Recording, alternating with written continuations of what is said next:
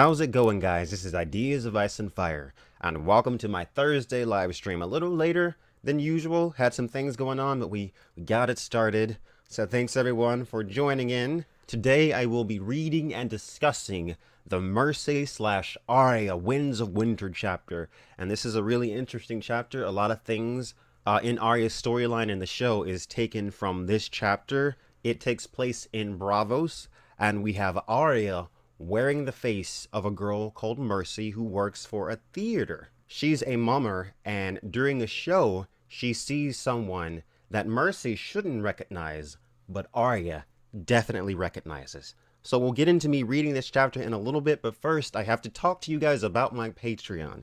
Now I've added an hour of exclusive content to my Patreon for all patrons at all levels. So if you want to, you can go check that out. I talk about Azor Ahai in it, and I compare it to other legends throughout real-world history. I talk about Game of Thrones and where I think it went wrong. And then I also talk about, the good things that have come from Game of Thrones. So if you're looking for a little bit of extra content, check out my Patreon. It's all up there. And now I gotta take this time to shout out some patrons. I'm gonna butcher some of you guys' names, but forgive me. We've got Bobby Sperry, Zoe Zhang, Marie French, Trini Girl, and Trini Girl, you're awesome. You've been a patron for a really long time. You're really loyal. Super special patron, Trini. We've got Joel Iverson, and he's also super loyal patron. Been a patron for a really long time. So thank you and Trini very much for, donating to me on my Patreon. We've got Philip of House Harris. Thank you so much. We've got Joanna Sarmento, who's been a patron for a while. We've got Aaron Blame, who's also been a patron for a while. And then we've got Lissy Roberts, Broken Knits, Julian Zivi, Zelfrit Guerrero, Johannes Honen. I'm so sorry. Johannes Honen, Stephanie Serco. We've got, I cannot pronounce this, Canto Cinema. We've got Dominique Maldonado, who's been a patron for a while, actually, so thank you. We've got Patrick Bellinger. We've got Jethro Torkzen. We've got Classy One. That's very easy to pronounce, thank you for that. Benjamin CR. We've got Allison Bolivar. And we've got Alina Palmos, who's been a patron for a while as well. Alini Palmos. So thank you all for being patrons. And like I said, I've got an hour of extra content on there, and I will be adding extra content to my Patreon every single month. So check that out if you want to. Now, we're going to get into this Arya Mercy chapter, and I will be narrating the entire thing here. And then afterwards, I'll give a brief synopsis, and then we'll take it to the chat questions, and we can, explore what really happened in this chapter, and, see the nitty gritty of, Arya's character, and we can even compare this to the show, and, kind of see where they went wrong, and we can kind of see the things that they got right, because they do take elements from this chapter specifically in both Season 5 and Season 6 with Arya's storyline in Braavos. So without further ado, Mercy by George R. R. Martin from The Winds of Winter. She woke with a gasp, not knowing who she was or where. The smell of blood was heavy in her nostrils, or was that her nightmare, lingering? She had dreamed of wolves again, running through some dark pine forest with a great pack at her heels, hard on the scent of prey. Half light filled the room, gray and gloomy. Shivering, she sat up in bed and ran a hand across her scalp. Stubble bristled against her palm. I need to shave before Ezambaro sees. Mercy. I'm Mercy, and tonight I will be raped and murdered. Her true name was Mercedine, but Mercy was all anyone ever called her. Except in dreams. She took a breath to quiet the howling in her heart, trying to remember more of what she'd dreamt, but most of it had gone already. There had been blood in it, though, and a full moon overhead, and a tree that watched her as she ran. She fastened the shutters back so the morning sun might wake her, but there was no sun outside. The window of Mercy's little room, only a wall of shifting gray fog. The air had grown chilly, and a good thing, else she might have slept all day. It would be just like Mercy to sleep through her own rape. Goose prickles covered her legs. Her coverlet had twisted around her like a snake. She unwound it, threw the blanket to the bare plank floor, and padded naked to the window. Bravos was lost in fog. She could see the green water of the little canal below, the cobbled stone street that ran beneath her building, 2 arches of mossy bridge. But the far end of the bridge vanished in grayness, and of the buildings across the canal, only a few vague lights remained. She heard a soft splash as a serpent boat emerged beneath the bridge's central arc. "What hour?" Mercy called down to the man who stood by the snake's uplifted tail, pushing her onward with his pole. The waterman gazed up, searching for the voice. 4, by the Titan's roar." His words echoed hollowly off the swirling green waters and the walls of unseen buildings. She was not late, not yet, but she should not dawdle. Mercy was a happy soul, and a hard worker, but seldom timely. That would not serve tonight. The envoy from Westeros was expected at the gate this evening, and Isambara would be in no mood to hear excuses, even if she served them up with a sweet smile. She had filled her basin from the canal last night before she went to sleep, preferring the brackish water to the slimy green rainwater stewing in the cistern out back. Dripping a rough cloth, she washed herself head to heel, standing on one leg at a time to scrub her calloused feet. After that, she found her razor. A bare scalp helped the wigs fit better, Isambaro claimed. She shaved, donned her small clothes, and slipped a shapeless brown wool dress down over her head. One of her stockings needed mending. She saw as she pulled it up. She would ask the snapper for help. Her own sewing was so wretched that the wardrobe mistress usually took pity on her. Else I could filch a nicer pair from wardrobe. That was risky though. Isambaro hated it when the mummers wore his costumes in the streets, except for Wendine. Give Isambaro's cock a little suck, and the girl can wear any costume she wants. Mercy was not so foolish as all that. Diana had warned her. Girls who start down that road wind up on the ship, where every man in the pit knows he can have any pretty thing he might see up on the stage, if his purse is plump enough. Her boots were lumps of old brown leather, molted with salt stains and cracked from long wear. Her belt a length of hempen rope dyed blue. She knotted it about her waist and hung a knife on her right hip and a coin pouch on her left. Last of all, she threw her cloak across her shoulders. It was a real mummer's cloak, purple wool lined in red silk, with a hood to keep the rain off, and 3 secret pockets too. She'd hid some coins in one of those, an iron key in another, a blade in the last. A real blade, not a fruit knife like the one on her hip, but it did not belong to Mercy, no more than her other treasures did. The fruit knife belonged to Mercy. She made it for eating fruit. She was made for eating fruit, for smiling and joking, for working hard and doing as she was told. Mercy, mercy, mercy, she sang as she descended the wooden stair to the street. The handrail was splintery, the steps steep, and there were 5 flights. But that was why she'd gotten the room so cheap. That and Mercy's smile. She might be bald and skinny, but Mercy had a pretty smile, and a certain grace. Even Isambaro agreed that she was graceful. She was not far from the gate, as the crows flies, but for girls with feet instead of wings, the way was longer. Bravos was a crooked city. The streets were crooked, the alleys were crookeder, and the canals were the crookedest of all. Most days she preferred to go the long way, down the Ragman's Road, along the outer harbor, where she had the sea before her and the sky above, and the clear view across the great lagoon to the arsenal and the piney slopes of Selagaro's shield. Sailors would hail her as she passed the docks, calling down from the decks of Tari Ibani's whalers and big-bellied Westerosi cogs. Mercy could not always understand their words, but she knew what they were saying. Sometimes she would smile back and tell them they could find her at the gate if they had the coin. The long way also took her across the Bridge of Eyes with its carved stone faces. From the top of its span, she could look through the arches and see all the city, the green coppered domes of the Hall of Truth, the mast rising like fog from the purple harbor, the tall towers of the mighty, the golden thunderbolt turning on its spire atop the Sea Lord's palace, even the Titan's bronze shoulders off across the dark green waters. But that was only when the sun was shining down on Braavos. If the fog was thick, there was nothing to see but gray.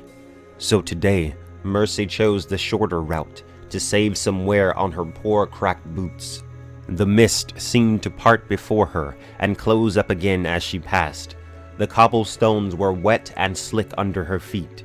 She heard a cat yowl plaintively. Braavos was a good city for cats, and they roamed everywhere, especially at night. In the fog, all cats are gray, Mercy thought. In the fog, all men are killers. She had never seen a thicker fog than this one. On the larger canals, the watermen would be running their serpent boats into one another, unable to make out any more than dim lights from the buildings to either side of them. Mercy passed an old man with a lantern, walking the other way, and envied him his light. The street was so gloomy, she could scarcely see where she was stepping. In the humbler parts of the city, the houses, shops, and warehouses crowded together, leaning on each other like drunken lovers, their upper stories so close that you could step from one balcony to the next.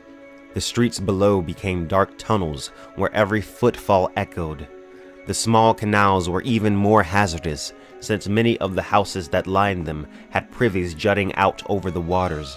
Isambaro loved to give the Sea Lord's speech from the merchant's melancholy daughter about how here the last Titan yet stands, astride the stony shoulders of his brothers. But Mercy preferred the scene where the fat merchant shat on the Sea Lord's head as he passed underneath in his gold and purple barge. Only in Braavos could something like that happen. It was said, and only in Braavos would Sea Lord and sailor alike howl with laughter to see it. The gate stood close by the edge of Drown Town, between the outer harbor and the purple harbor. An old warehouse had burnt there, and the ground was sinking a little more each year, so the land came cheap. Atop the flooded stone foundation of the warehouse, Isambaro raised his cavernous play hall. The dome and the blue lantern might enjoy more fashionable environs, he told his mummers, but here between the harbors, they would never lack for sailors and whores to fill their pit. The ship was close by, still pulling handsome crowds to the quay, where she had been moored for 20 years, he said, and the gate would flourish too. Time had proved him right. The gate stage had developed a tilt as the buildings settled. Their costumes were prone to mildew, and water snakes nested in the flooded cellar. But none of that troubled the mummers so long as the house was full. The last bridge was made of rope and raw planks, and seemed to dissolve to nothingness. But that was only the fog. Mercy scampered across, her heels ringing on the wood. The fog opened before her, like a tattered gray curtain, to reveal the playhouse. Buttery yellow light spilled from the doors, and Mercy could hear voices from within. Beside the entrance, Big Brusco had painted over the title of the last show, and written "The Bloody Hand" in its place, in huge red letters. He was painting a bloody hand beneath the words, for those who could not read. Mercy stopped to have a look. "That's a nice hand," she told him. Thumbs crooked, Brusco dabbed it with a brush. "Kingo, the mummers has been asking after you." It was so dark, I slept and slept. When Isambaro had first dubbed himself King of the Mummers, the company had taken a wicked pleasure in it, savoring the outrage of their rivals from the Dome and the Blue Lantern. Of late, though, Isambaro had begun to take his titles too seriously. "He will only play kings now," Morrow said, rolling his eyes, "and if the play has no king in it, he would sooner not stage it at all." The Bloody Hand offered two kings, the fat one and the boy. Isambara would play the fat one. It was not a large part, but he had a fine speech as he lay dying, and a splendid fight with the demonic boar before that. Fario Farrell had written it, and he had the bloodiest quill of all of Bravos. Mercy found the company assembled behind the stage, and slipped in between Diana and the snapper at the back, hoping her late arrival would go unnoticed. Isambara was telling everyone that he expected the gate to be packed to the rafters this evening, despite the fog. The King of Westeros is sending his envoy to do homage to the King of Mummers tonight, he told his troop. We will not disappoint our fellow monarch. We, said the snapper who did all the costumes for the Mummers. Is there more than one of him now? He's fat enough to count for two, whispered Bobono. Every Mummers troop had to have a dwarf. He was theirs. When he saw Mercy, he gave her a leer. Oh ho, he said. There she is. Is the little girl all ready for her rape? He smacked his lips. The snapper smacked him in the head. Be quiet. The King of Mummers ignored the brief commotion. He was still talking, telling the Mummers how magnificent they must be. Besides the Westerosi envoy, there would be key holders in the crowd this evening, and famous courtesans as well. He did not intend for them to leave with a poor opinion of the gate. It shall go ill for any man who fails me, he promised, a threat he borrowed from the speech Prince Garin gives on the eve of battle in The Wrath of the Dragon Lords, Fario Farrell's first play. By the time Isambaro finished speaking, less than an hour remained before the show, and the Mummers were all frantic and fretful by turns. The gate rang to the sound of Mercy's name. Mercy, her friend Diana implored. Lady Stork has stepped on the hem of her gown again. Come help me sew it up. Mercy, the stranger called. Bring the bloody paste. My horn is coming loose. Mercy, boomed Isambaro, the great himself. What have you done with my crown, girl? I cannot make my entrance without my crown. How shall they know that I am a king? I just gotta say, guys, any man that must say I am a king is no true king. Just saying. And let me get some water, too. Mercy, squeaked the dwarf Bobono. Mercy, something's amiss with my laces. My cock keeps flopping out. She fetched the sticky paste and fastened the stranger's left horn back onto his forehead.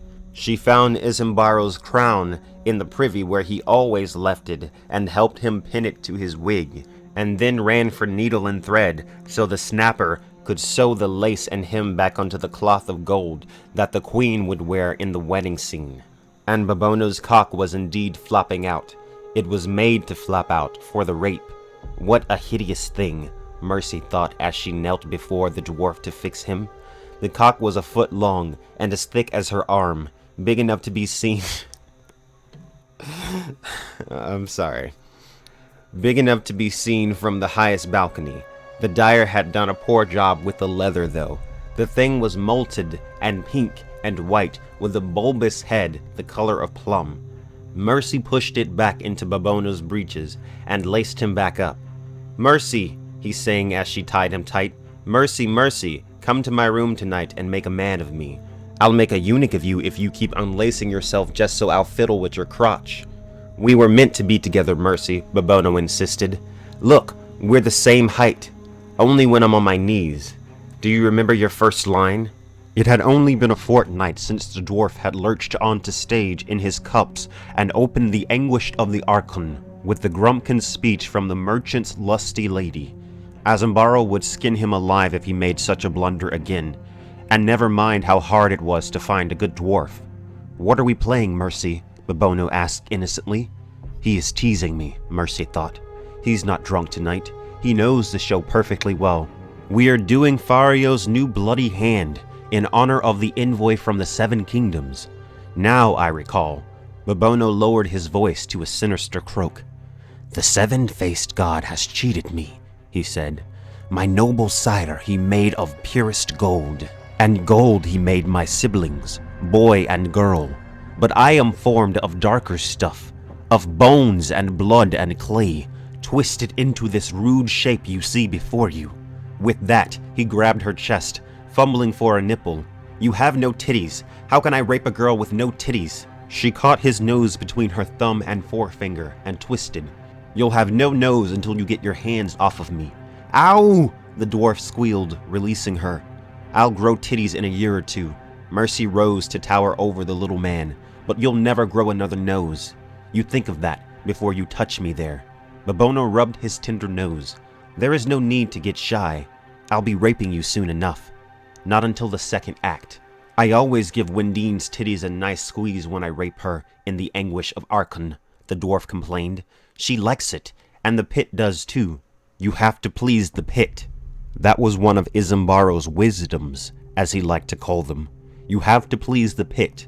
I bet it would please the pit if I ripped off the dwarf's cock and beat him about the head with it, Mercy replied. That's something they won't have seen before.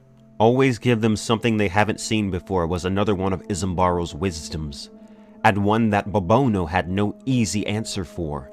There, you're done, Mercy announced. Now see if you can keep it in your britches till it's needed.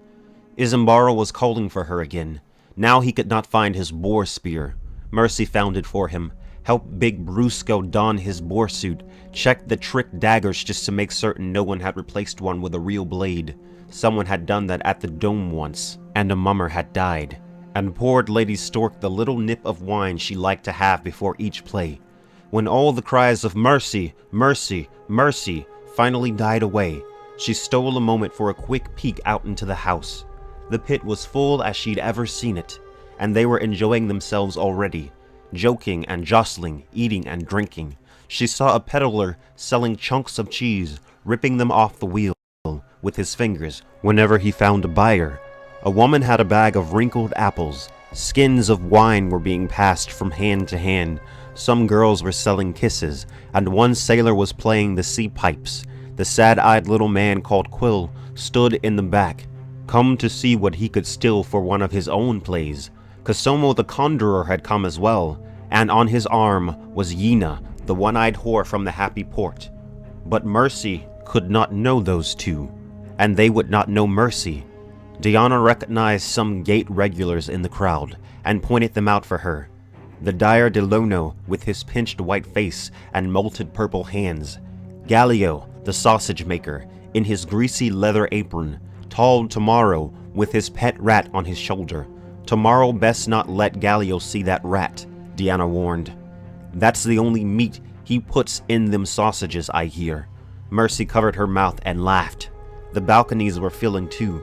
The first and third levels were for merchants and captains and other respectable folk. The Bravosi preferred the fourth and the highest, where seats were cheapest. It was a riot of bright color up there, while down below more somber shades held sway. The second balcony was cut up into private boxes, where the mighty could comport themselves in comfort and privacy, safely apart from the vulgarity above and below. They had the best view of the stage, and servants to bring them food, wine, cushions, whatever they may desire.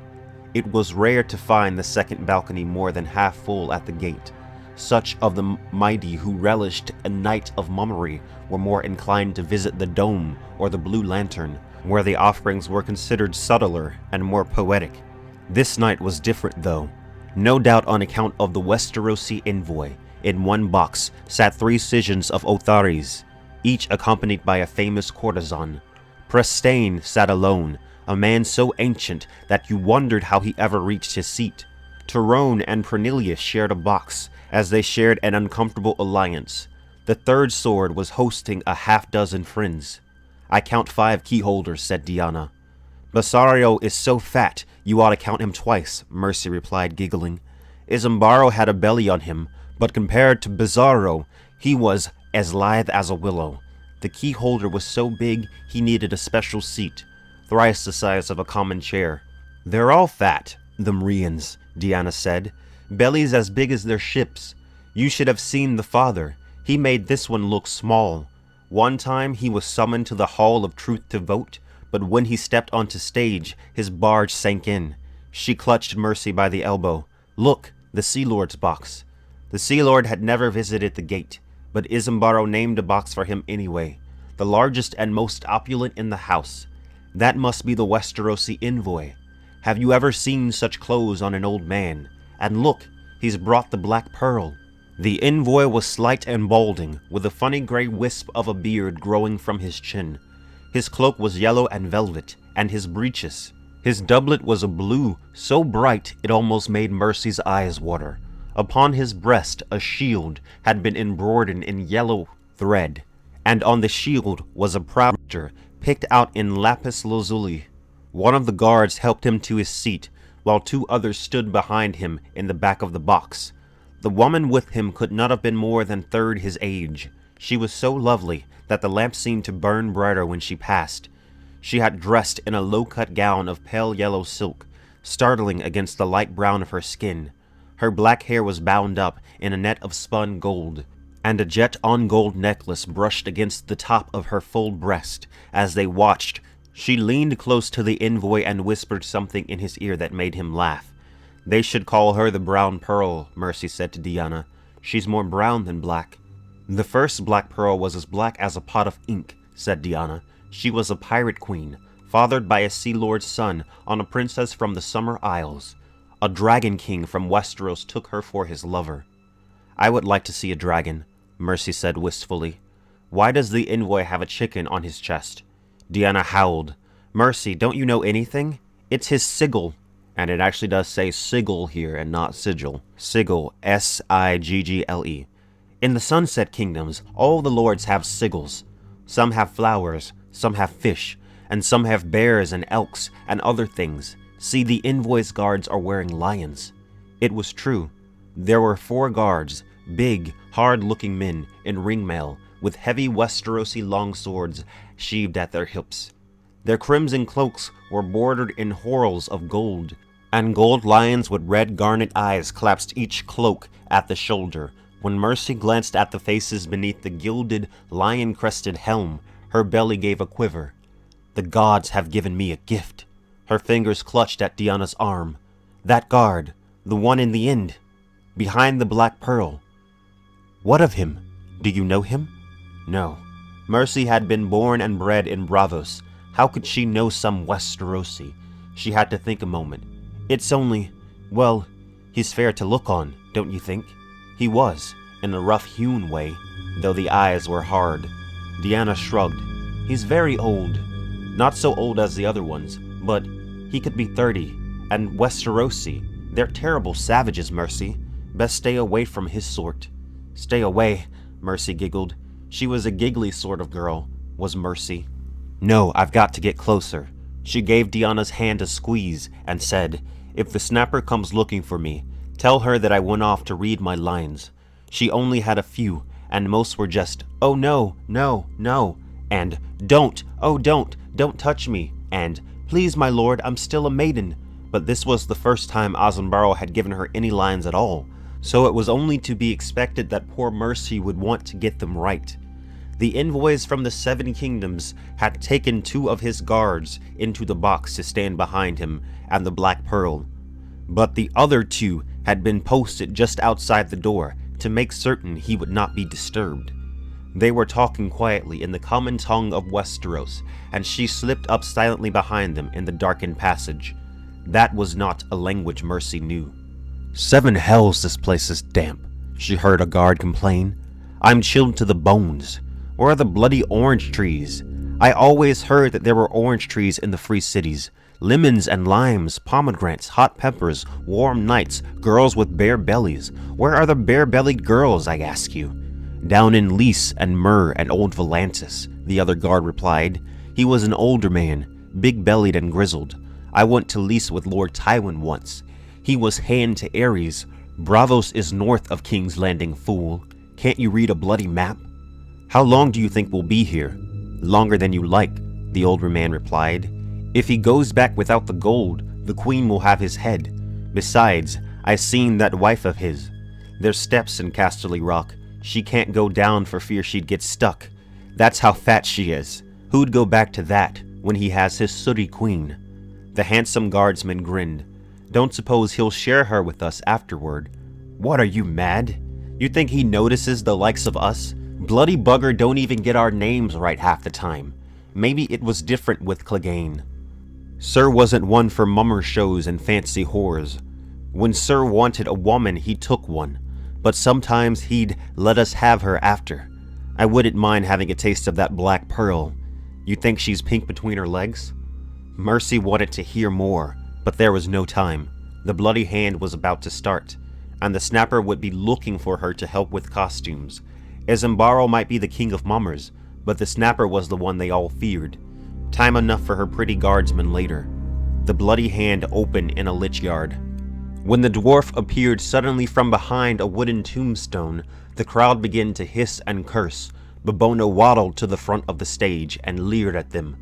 "The seven-faced god has cheated me," he began, snarling the words. "My noble sire he made of purest gold, and gold he made my siblings, boy and girl. But I am formed of darker stuff, of bones and blood and clay."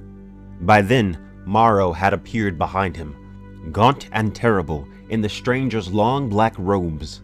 His face was black as well, his teeth red and shiny with blood, with ivory horns jutted upward from his brow. Babono could not see him, but the balconies could, and now the pit as well. The gate grew deathly quiet. Maro moved forward silently. So did Mercy. The costumes were all hung, and the snapper was busy sewing Diana into her gown for the court scene, so Mercy's absence should not be noted. Quiet as a shadow, she slipped around back again, up to where the guardsman stood outside the invoice box. Standing in the darkened alcove, still as a stone, she had a good look at his face. She studied it carefully to be sure. Am I too young for him? She wondered. Too plain? Too skinny? She hoped he wasn't the sort of man who liked big breast on a girl. Babono had been right about her chest.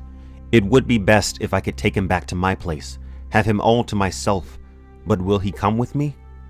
You think it might be him? The pretty one was saying. What? Did the others take your wits? Why not? He's a dwarf, ain't he? The imp weren't the only dwarf in the world. Maybe not. But look here, everyone says how clever he was, true? So maybe he figures that the last place his sister would ever look for him would be in some mummer show, making fun of himself. So he does just that, to tweak her nose. Ah, you're mad. Well, maybe I'll follow him after the mummery, find out for myself. The guardsman put a hand on the hilt of his sword. If I'm right, I'll be a my lord, and if I'm wrong, bleed it, it's just some dwarf. He gave a bark of laughter. On stage, Babono was bargaining with Maro's sinister stranger. He had a big voice for such little man, and he made it ring off the highest rafters now. "Give me the cup," he told the stranger, "for I shall drink deep, and if it taste of gold and lion's blood, so much the better. As I cannot be the hero, let me be the monster, and lessen them in fear in place of love." Mercy mouthed the last lines along with him. They were better lines than hers, and apt besides. He'll want me, or he won't, she thought. So let the play begin. She said a silent prayer to the god of many faces, slipped out of her alcove, and flounced up to the guardsmen. "Mercy, mercy, mercy, my lords," she said. "Do you speak Bravosi? Oh, please tell me you do." The two guardsmen exchanged a look. "What's this thing going on about?" the older one asked. "Who is she?" "One of the mummers," said the pretty one. He pushed his fair hair back off his brow and smiled at her. "Sorry, sweetling, we don't speak your gibble-gabble." Fuss and feathers, Mercy thought. They only know the common tongue. That was no good. Give it up or go ahead. She could not give it up. She wanted him so bad. "I know your tongue, a little," she lied, with Mercy's sweetest smile.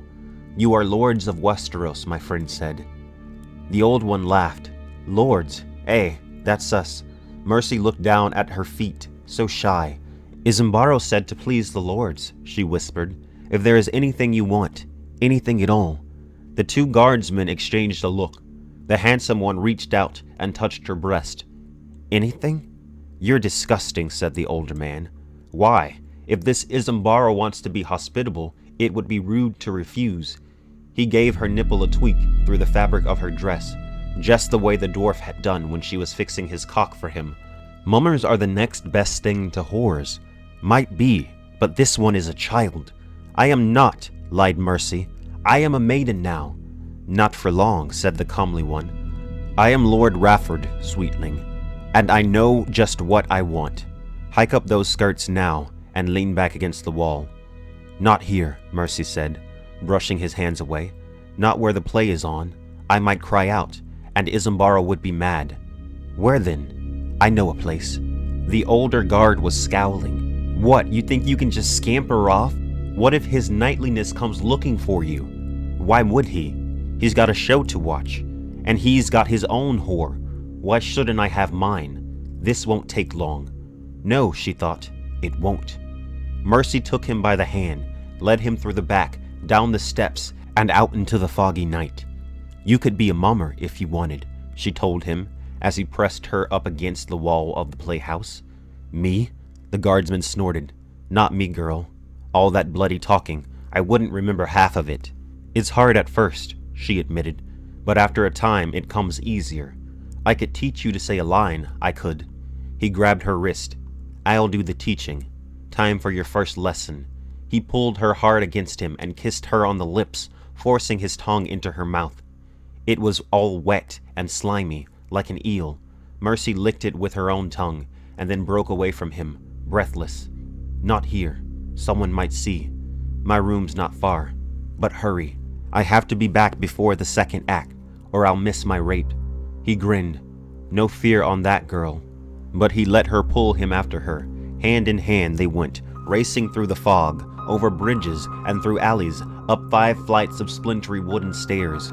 The guardsman was panting by the time they burst through the door of her little room. Mercy lit a tallow candle, then danced around at him, giggling. Oh, now you're all tired out. I forgot how old you were, my lord. Do you want to take a little nap? Just lie down and close your eyes. I'll come back after the imp's raping is done. You're not going anywhere. He pulled her roughly to him.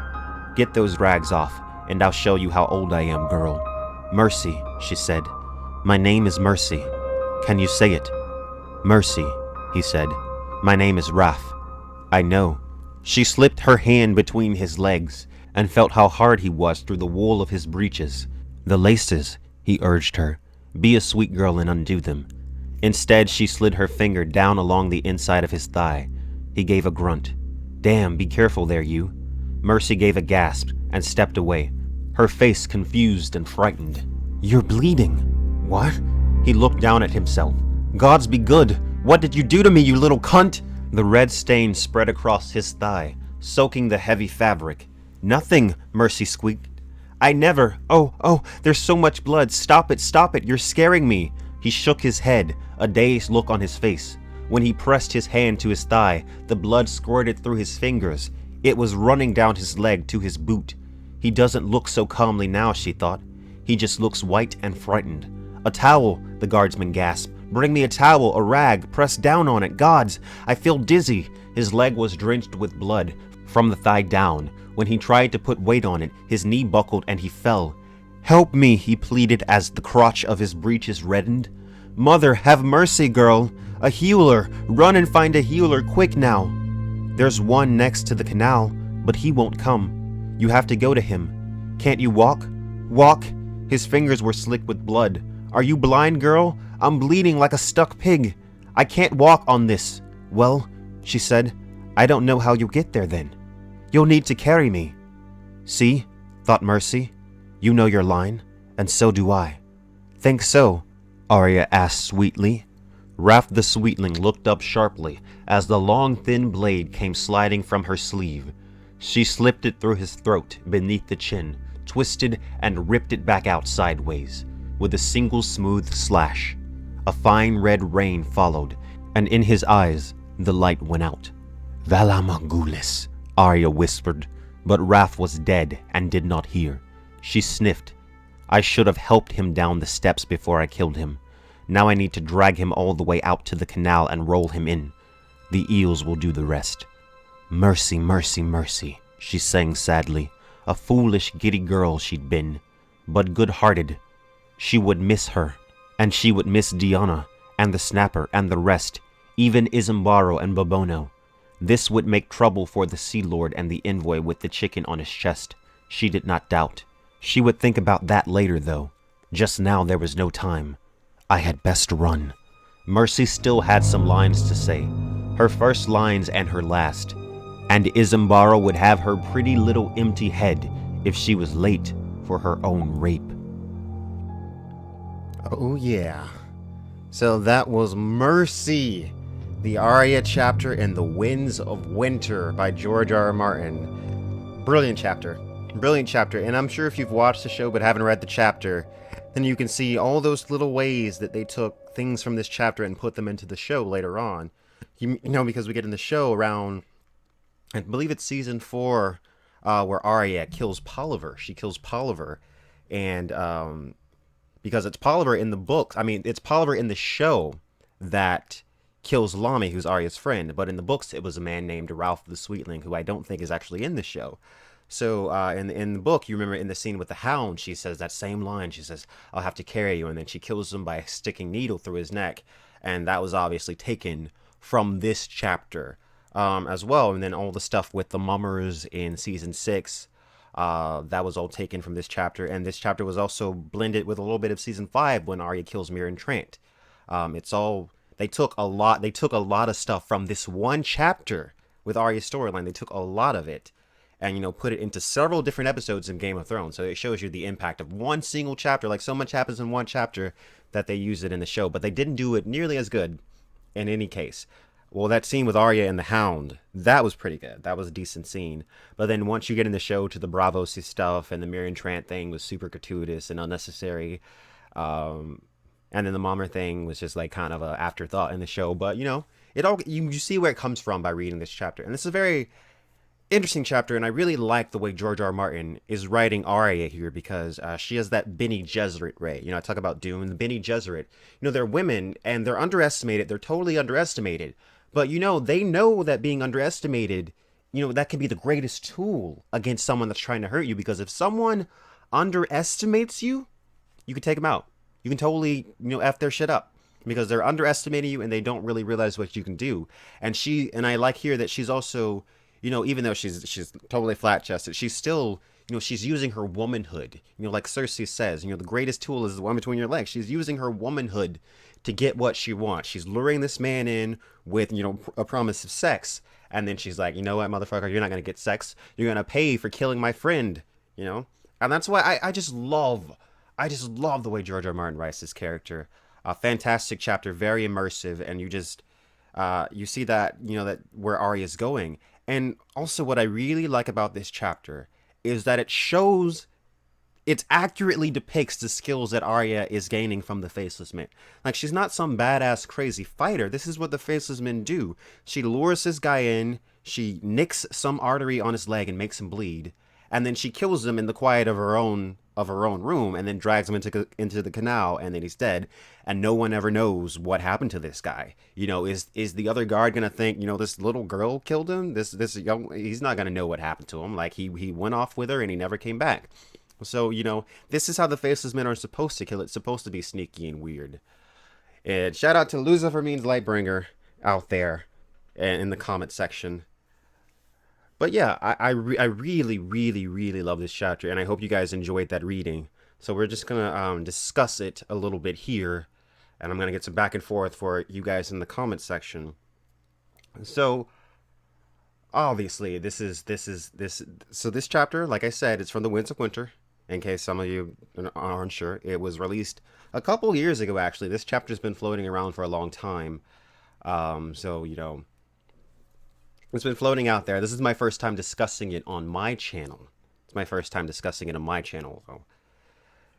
And yeah, like I said, Arya is completely different book to show. Like, she's completely different at this point. Even if you compare the scenes in the show that are directly from this time period in what Arya's doing, it's totally different. They like I said, they do take things, but they kind of spread them apart. They took a lot of ideas from this chapter, right? And they spread them out throughout different episodes, which is interesting, which is cool. But like, as it went on, they started to, you know, kind of mess up. Yeah, Ralph was pure evil, and that's the thing. Ralph, he didn't help. he didn't help Lami not because he couldn't. He helped him just because he didn't want to. He wanted to see him die. He was totally cruel. And you can kind of see that in this chapter as well, where he's saying, "Oh, I'm gonna go kill that dwarf, and who cares? It's just a dwarf." He does not give a crap about people at all. He's a total like I think a lot of I think back in this medieval feudal age, people that sociopaths probably thrived because it was very cutthroat. And sociopaths really can thrive now. If you've ever seen the movie Nightcrawler, it shows you like totally how like a sociopath can manipulate their way up to the top because they don't care about like friendships and relationships. All they care about is getting to the top. And I think Raph is very much, I don't give a fuck. I just want to kill people, and I'm just, an evil person, really messed up person, totally deserved to die. That's another thing. He deserves to die. Yeah. Yeah. What do you think about Alshiv's X video about Arya's future? I have seen it. If I'm not mistaken, I believe that he said something like Arya would end up dying and that she would enter Nymeria's body. And I don't know if that was his idea or if he got that from like Reddit or something. I'm not sure, but I'm not sure. But I like it. I like it. I think it's a very cool, interesting idea. I like the thought that Arya is going to live on through Nymeria at the end. And in the show, they did introduce Nymeria, and they showed what was going on with her, because I kind of felt like they had to. The fans really, really wanted that. But what I'm hoping for in the book, I really want, the Wolf Pack to be fighting and to be useful. And, I can't say what's going to happen in the show. They've got budget problems, they've got time constraints, they've got all that stuff. But in the book, George R. Martin can do whatever he wants, so I really want to see the Wolf Pack. I, you know, I guess I get the reason that they chose not to give Arya her warging abilities and not to give all the rest of the Starks their warging abilities and just do Bran. Like, it really seems like in the show they don't know how to, write, magical storytelling. They don't really know how to do it very well, so they just kind of shy away from it. She was supposed to live through Nymeria and Jon through Ghost. I'm pretty sure that what I think about Jon, I know doesn't have anything to do with Arya. Jon is inside Ghost right now by the end of A Dance of Dragons. And I think that Ghost will have to die. That's what I honestly think is going to have to happen. I think Ghost will have to die in order for Jon Snow to be reborn. They cut a scene that they actually shot with Ghost and gave us the Missandei Grey Worm crap. Yeah. I mean, I don't want to, talk shit about the show all over this live stream, but yeah, that Missandei Grey Worm stuff was just super unneeded. Okay. Do they not like direwolves? I'm not sure if they do or not. I think Book Arya ends up being one of the scariest tools against mankind for the children. That's a very interesting thought. I haven't thought about Arya and her purpose with the children of the forest really very much. But, I do talk about the Ghost of Highheart a lot. I have a video on Ghost of Highheart, and I have a video on Arya's Dark Future, and what the Ghost of Highheart actually said to Arya, because I think the ghost is actually descended from the Children of the Forest. The ghost takes one look at Arya, and she says, "Be gone, Darkheart." And that's when I look at that Arya chapter in Storm, I believe it is, with the Ghost of Highheart. A lot of people say that what the ghost is afraid of is Arya's grief, the fact that Arya's been through so much. But for me, since she specifically calls Arya herself Darkheart, that to me is saying that Arya is a dark soul. That Arya is, not by the end of this, she's not gonna be the one that you're gonna be having tea with and just hanging out with. She's gonna be, messed up. Like, she might be another Ramsay Bolton.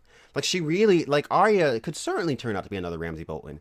I love Arya. I love this character so much, but I can see it. I can see it all over the place.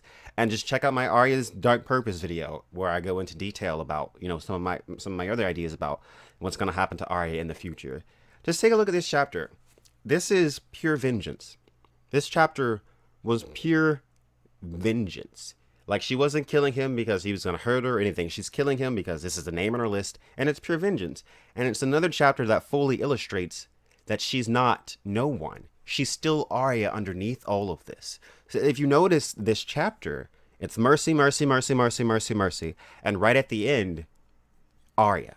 She starts referring to herself as Arya right at the end of the chapter when she's killing him. Because it's Arya that's killing him. It's not Mercy. Mercy is someone else. Mercy is a dead girl. Arya is the one that's killing him. And, this chapter, it could really be read like not even knowing that it's Arya until the very end. You might not know that this is Arya until the very end if you had no clue about anything. You're just reading this Mercy chapter, and it's written very cleverly. There's hints left throughout. Like she sees the guard and she says that she recognizes him but she shouldn't, and they're speaking a language that she knows but she shouldn't know it because Arya knows it, Mercy doesn't. And that's another interesting thing about the way the Faceless Men work, and that's really not explored in the book. You don't really get a lot. I mean, not the book, but really not explored in the show at all. Like it's super like not not the thing in the show. It's super not the deal. What's up, Feel the Issues guy? And guys, just wait. Me and Phil the Issues guy have a Star Trek video coming for you Star Trek fans out there. So if there's any Star Trek fans, Phil the Issues guy and I have a video where we talk about it for a while on my channel. Get ready for that. And also, I want to announce I'm doing an epic freaking Dune series on my channel.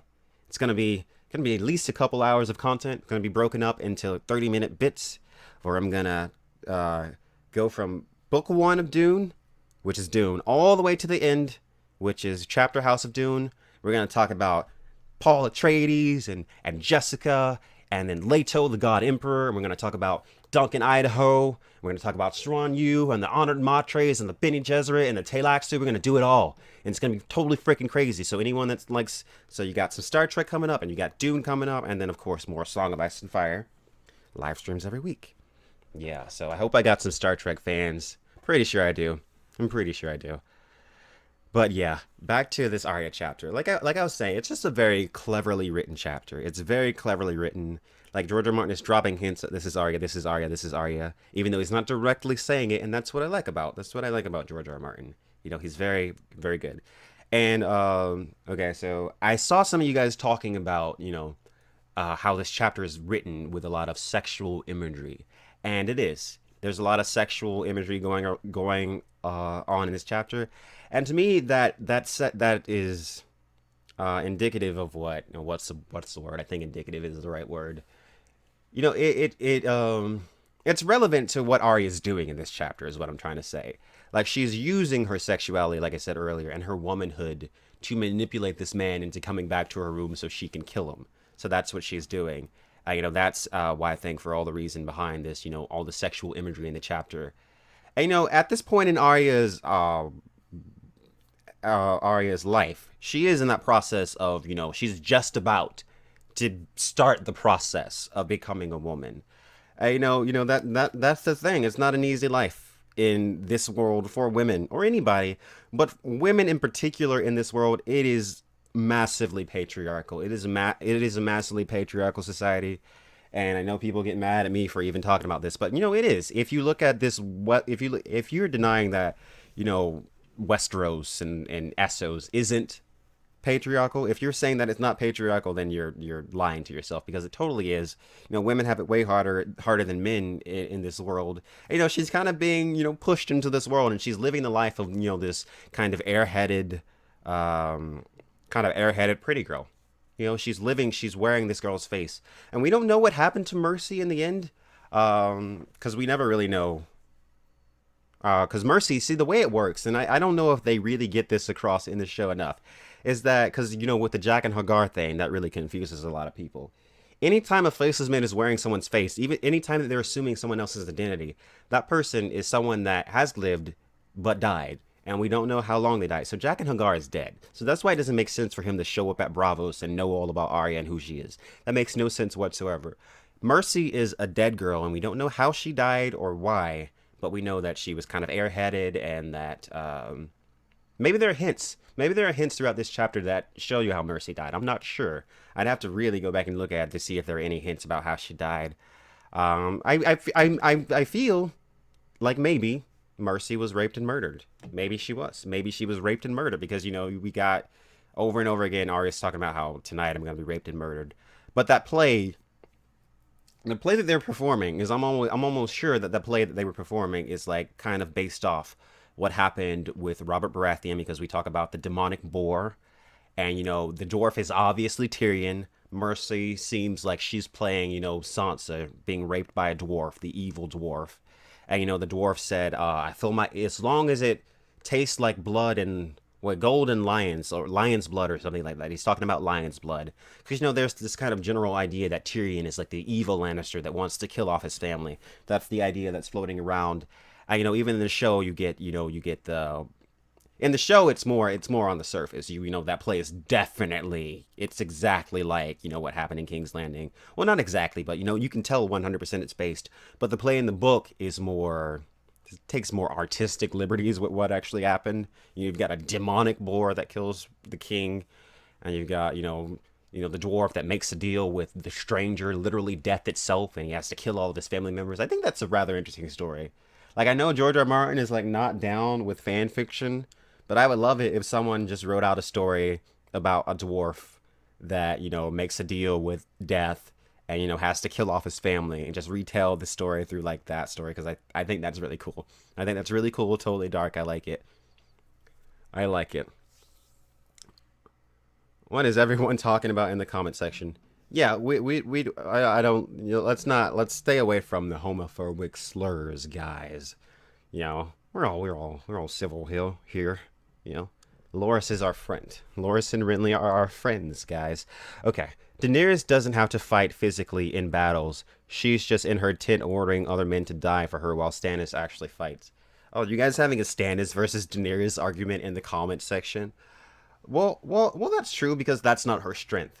It's not realistic for Daenerys, who has no training in fighting, to go out and fight. That's just not realistic at all. Stannis, obviously, has been trained since he was very young to fight, and he's a great battle commander.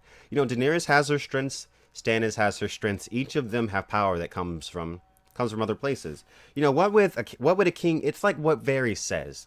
It's exactly what Varys says. What makes someone powerful? People say that Daenerys is only powerful because of her dragons. Well, maybe so.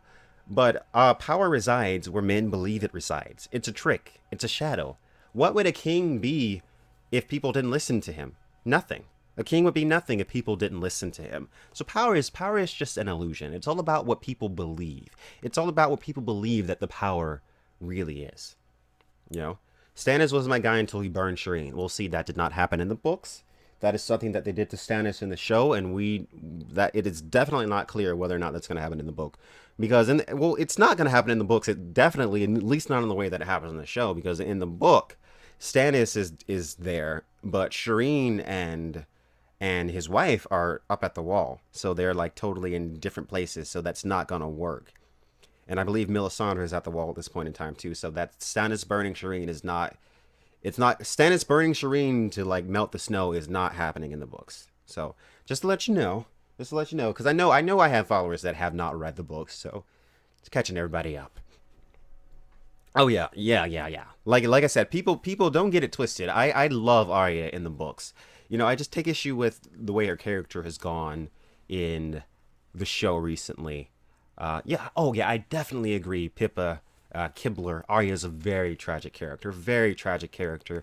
And, many of the characters throughout the series are tragic characters. I think, we like Arya has had her innocence. Well, Arya and Sansa both, but yeah, Arya too has had her innocence completely taken from her. She never really she got to be a child for a little bit. She lived in the long summer, and now she got through into winter like hard as crap. Hey Quinn, did you catch the bloody paste and horn reference in this chapter? Oh no, I didn't. I didn't see that actually. Well, I obviously saw it because I read it, but I didn't catch it.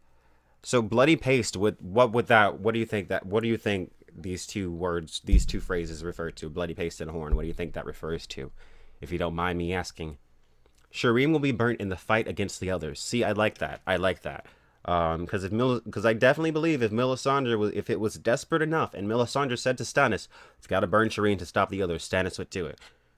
Because, as much as people, hate the decision that happened in the show, I think that if Stannis is desperate enough and he wants to, and he's so, I have to be king, then, anything's like anything could happen. If he's in a desperate enough moment, I think that it could happen. I really do. But the way they did it, and the way they did it in the show wasn't bad. It was horrible to watch. It was really bad to see that downfall of Stannis, so quickly. Like, because it was kind of like, I love my daughter, then I'm just gonna burn her. I'm gonna burn her to melt this snow. But if it was for like like a crazier reason, like all of humanity is in danger unless you do this, then it's a little different there. I think it's still totally messed up. And that's the thing about this book series. Nobody's decisions are ever easy. You can't get these. I mean, what would you do? You've got to put yourself in these particular, like really put yourself in this situation. And could you really say for certain what you would do? Because like all these characters are faced with incredibly hard decisions all the time. Jamie is one that I like to talk about a lot. He's an extraordinarily conflicted character always. And then you've got also Daenerys, very conflicted character. She has to kind of balance, when to be ruthless and when to be gentle, because at her core she has a gentle heart, but she needs to be ruthless because these people are not listening. These people are totally not. They're crucifying children. So yeah. I notice in A Storm of Swords, the Horn of Winter looks like it will have a huge importance. It is not known if the horn can put them back to sleep. You mean giants? So, well, that would be assuming that it literally means wake giants from stone or whatever it says, wake giants from the earth. But I don't think that it literally means that it'll wake giants from the earth. I think the horn will literally create, shockwaves, earthquakes, and that's how the wall will fall. They'll blow the horn of winter. The wall will shake and crumble, at least at a part, and then they'll get through. That's what I think will happen. Now, LML said something up here, and I just need to read that. Arya symbolizes a child of the forest, and she went to get the bloody paste for a horned guy. Interesting. Tons of parallels between and the Green Seers. House of Black and White and the Green Seer. Oh, yeah, there are, and you and I have discussed this before as well. The parallels between the Children of the Forest and the House of Black and White. There are some symbolic parallels. I definitely agree with that. There's a lot going on there. I think. Are you going to change your name now that Littlefinger is dead? Oh, you're talking to someone else. You're not talking to me. Am I the only one who liked Stannis' downfall in the show? It was interesting to see him betray everything he stood for. See, a lot of book readers, a lot of people that really like Stannis, had a lot of problems with Stannis' betrayal because he's not really. He's like the book character in some ways, but in a lot of ways he's not. And so he didn't have a lot of the qualities that people really liked in the book. And also he was doing things like burning people for not believing, which Stannis never did in the show. I mean, in the book, he never burned people because they didn't believe. He wasn't a religious zealot. It's ambiguous whether or not he even fully believes Melisandre. It's kind of been a process. So it's not even clear that he's kind of just using Melisandre because he's like, okay, what she's doing works, so I'm just gonna go with it because I want to be king. I know in the show it's kind of different, yeah. So I get it. But honestly, I know people like Stannis, but to me, even in the books, I'm just kind of like iffy on Stannis. Yeah, I mean, I like him; he's cool. But like for me, I'm just like, yeah, Stannis, whatever. I mean, he's cool, but he's not. And to be honest, like what we see of Stannis most of the time, all right, I might piss off some Stannis hardcore fans, but most of the time, what we see of Stannis is through Davos, who worships Stannis. Davos would fucking get on his knees and suck Stannis' cock if Stannis asked him to. Davos fucking worships Stannis. So like everything we see of Stannis is through the eyes of Davos, who's always just like, oh yeah, Stannis is so fucking awesome. And then we get a Jon Snow chapter, and then we start to get some of the other side. We see like a little bit of the ambiguity of Stannis, and we get it from another point of view. But Stannis is cool, I guess. He's just not like I don't get the some people that like super that are like super into Stannis. Like I'm not like uber crazy about him. So I'm gonna take some questions from the chat. Like if you have any questions about Arya and her future and what's going on with her in this chapter, feel free to post it in the comments section here. Stannis would never ask Davos to do that. Well, of course he wouldn't. Of course he wouldn't. Stannis, it's a Hitler type. I don't think Stannis is Hitler. I don't think Stannis is Hitler at all. Got that great hunt like 2 days ago. Oh, so you're reading The Wheel of Time. The Wheel of Time is another series that I've narrated a couple things on The Wheel of Time on my channel.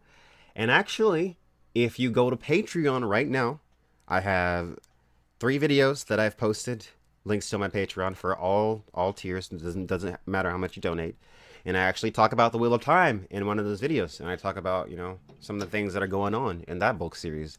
If you want to hear about the Wheel of Time, go on there. Okay. Show Stannis missed because the writers thought he would make a terrible king. He wouldn't be terrible, but he would not be loved and popular. That's the difference. That's true.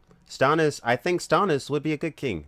Like, I certainly do. I think Stannis would be more than a capable king. But he's not the type of person that inspires love. Or loyalty. Like Renly said, he doesn't inspire love or loyalty. He's just not that person. He's like, you will do your duty and serve me, and it's not my job to be liked. I think someone's on a dirt bike outside. I don't know if you guys could hear that, but yeah. Are you going to go see the new It movie this Friday? Well, yes, I am. I've heard it was really good. I know Stephen King said it was good a while ago, and now I've seen some reviews that say it's good, so yeah, I'm planning on it. I know it's random, but can giants breed with squishers?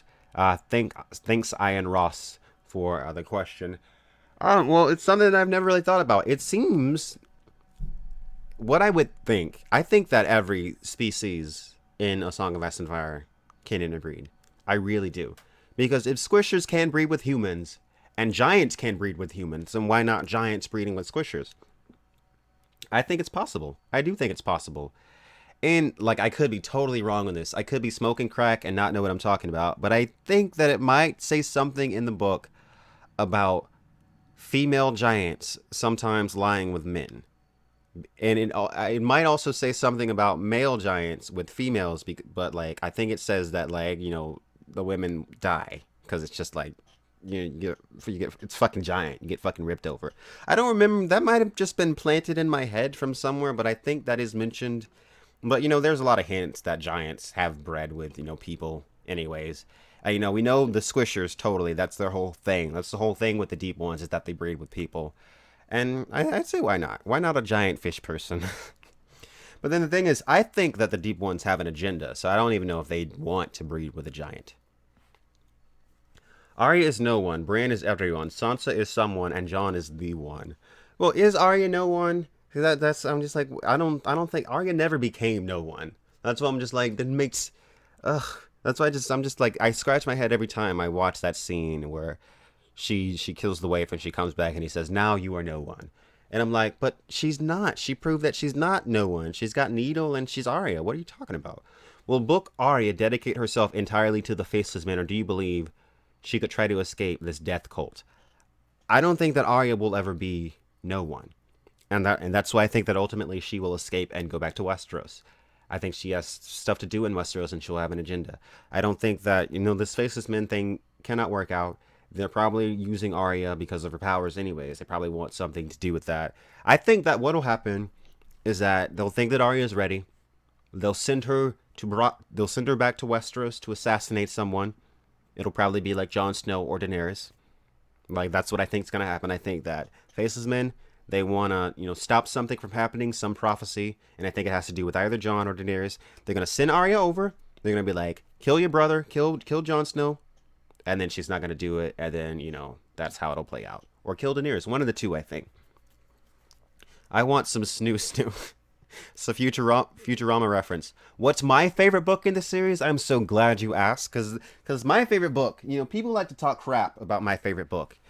And I really think that the reason people like to talk crap about this book is because it doesn't have Daenerys in it, and it doesn't have Jon Snow in it, it doesn't have Tyrion in it. They have to learn a bunch of new characters' names. But I think A Feast for Crows is a pretty freaking impactful book.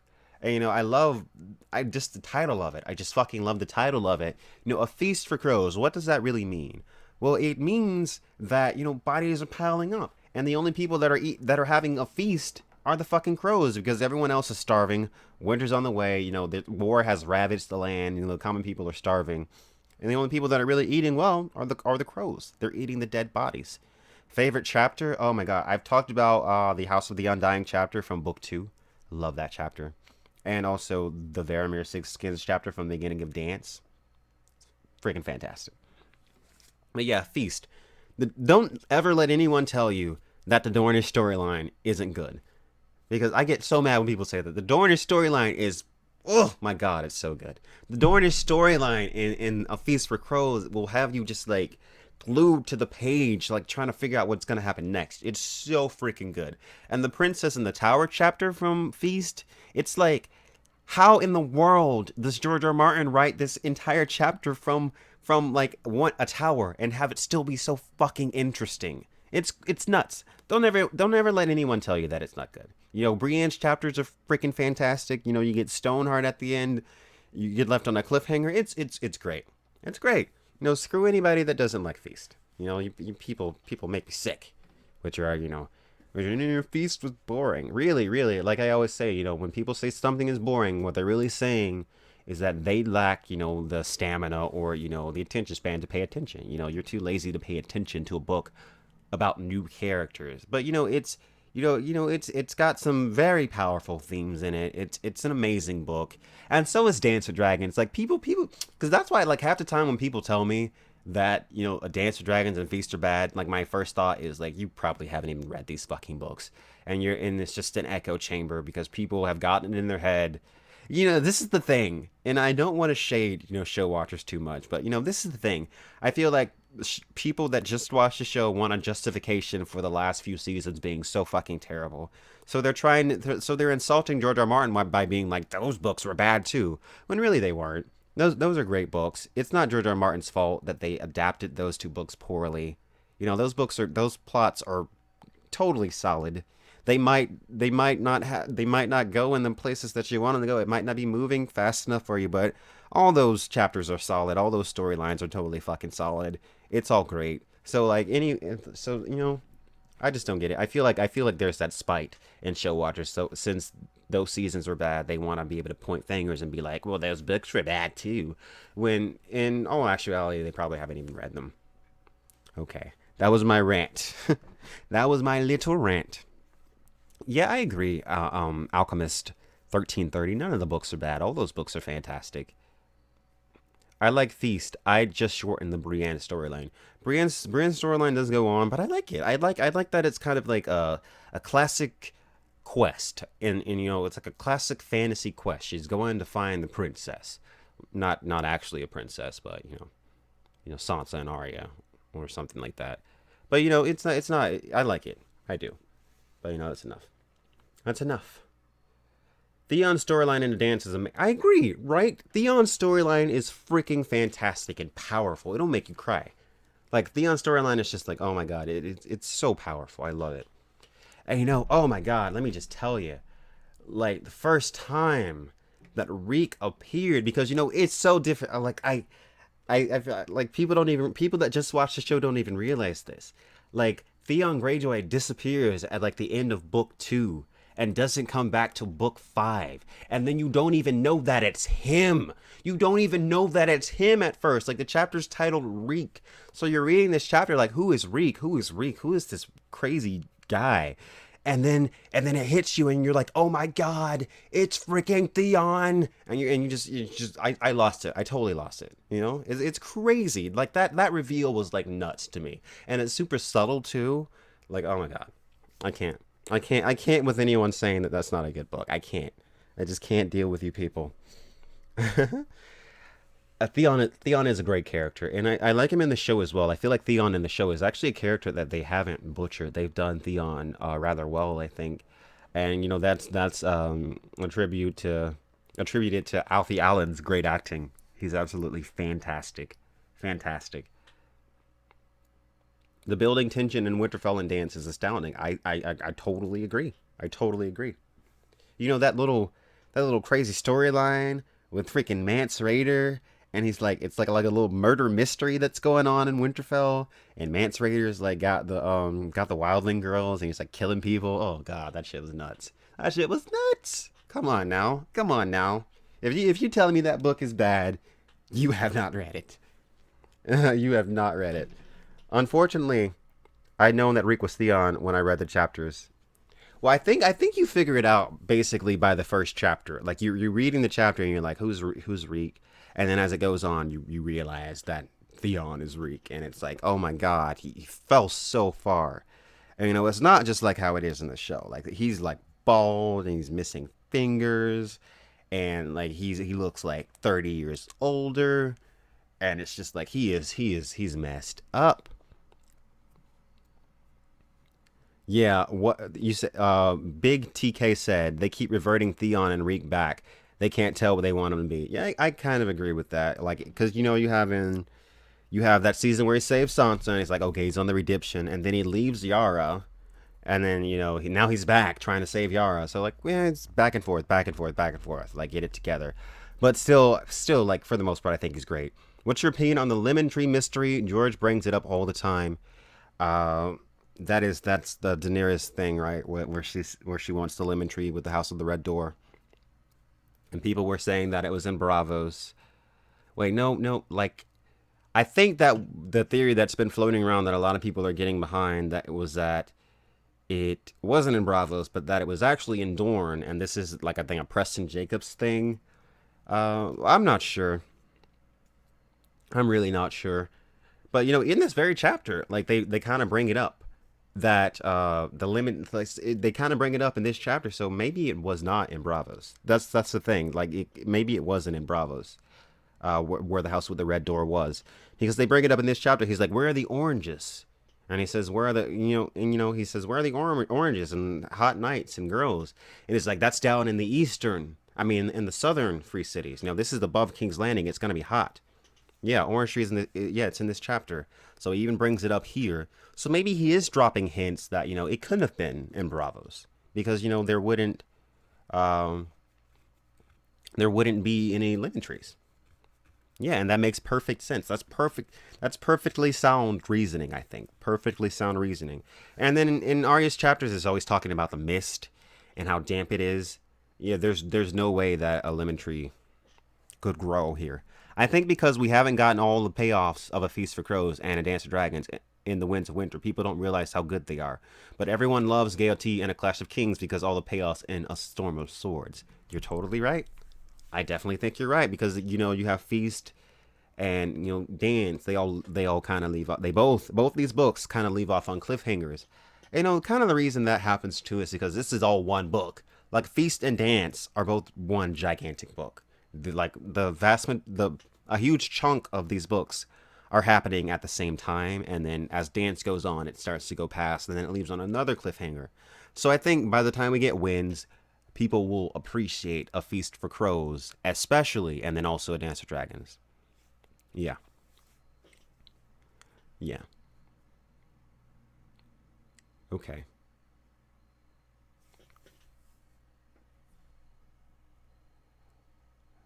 Reek can't really become Theon again in an instant. It's about his struggle to regain control of his identity.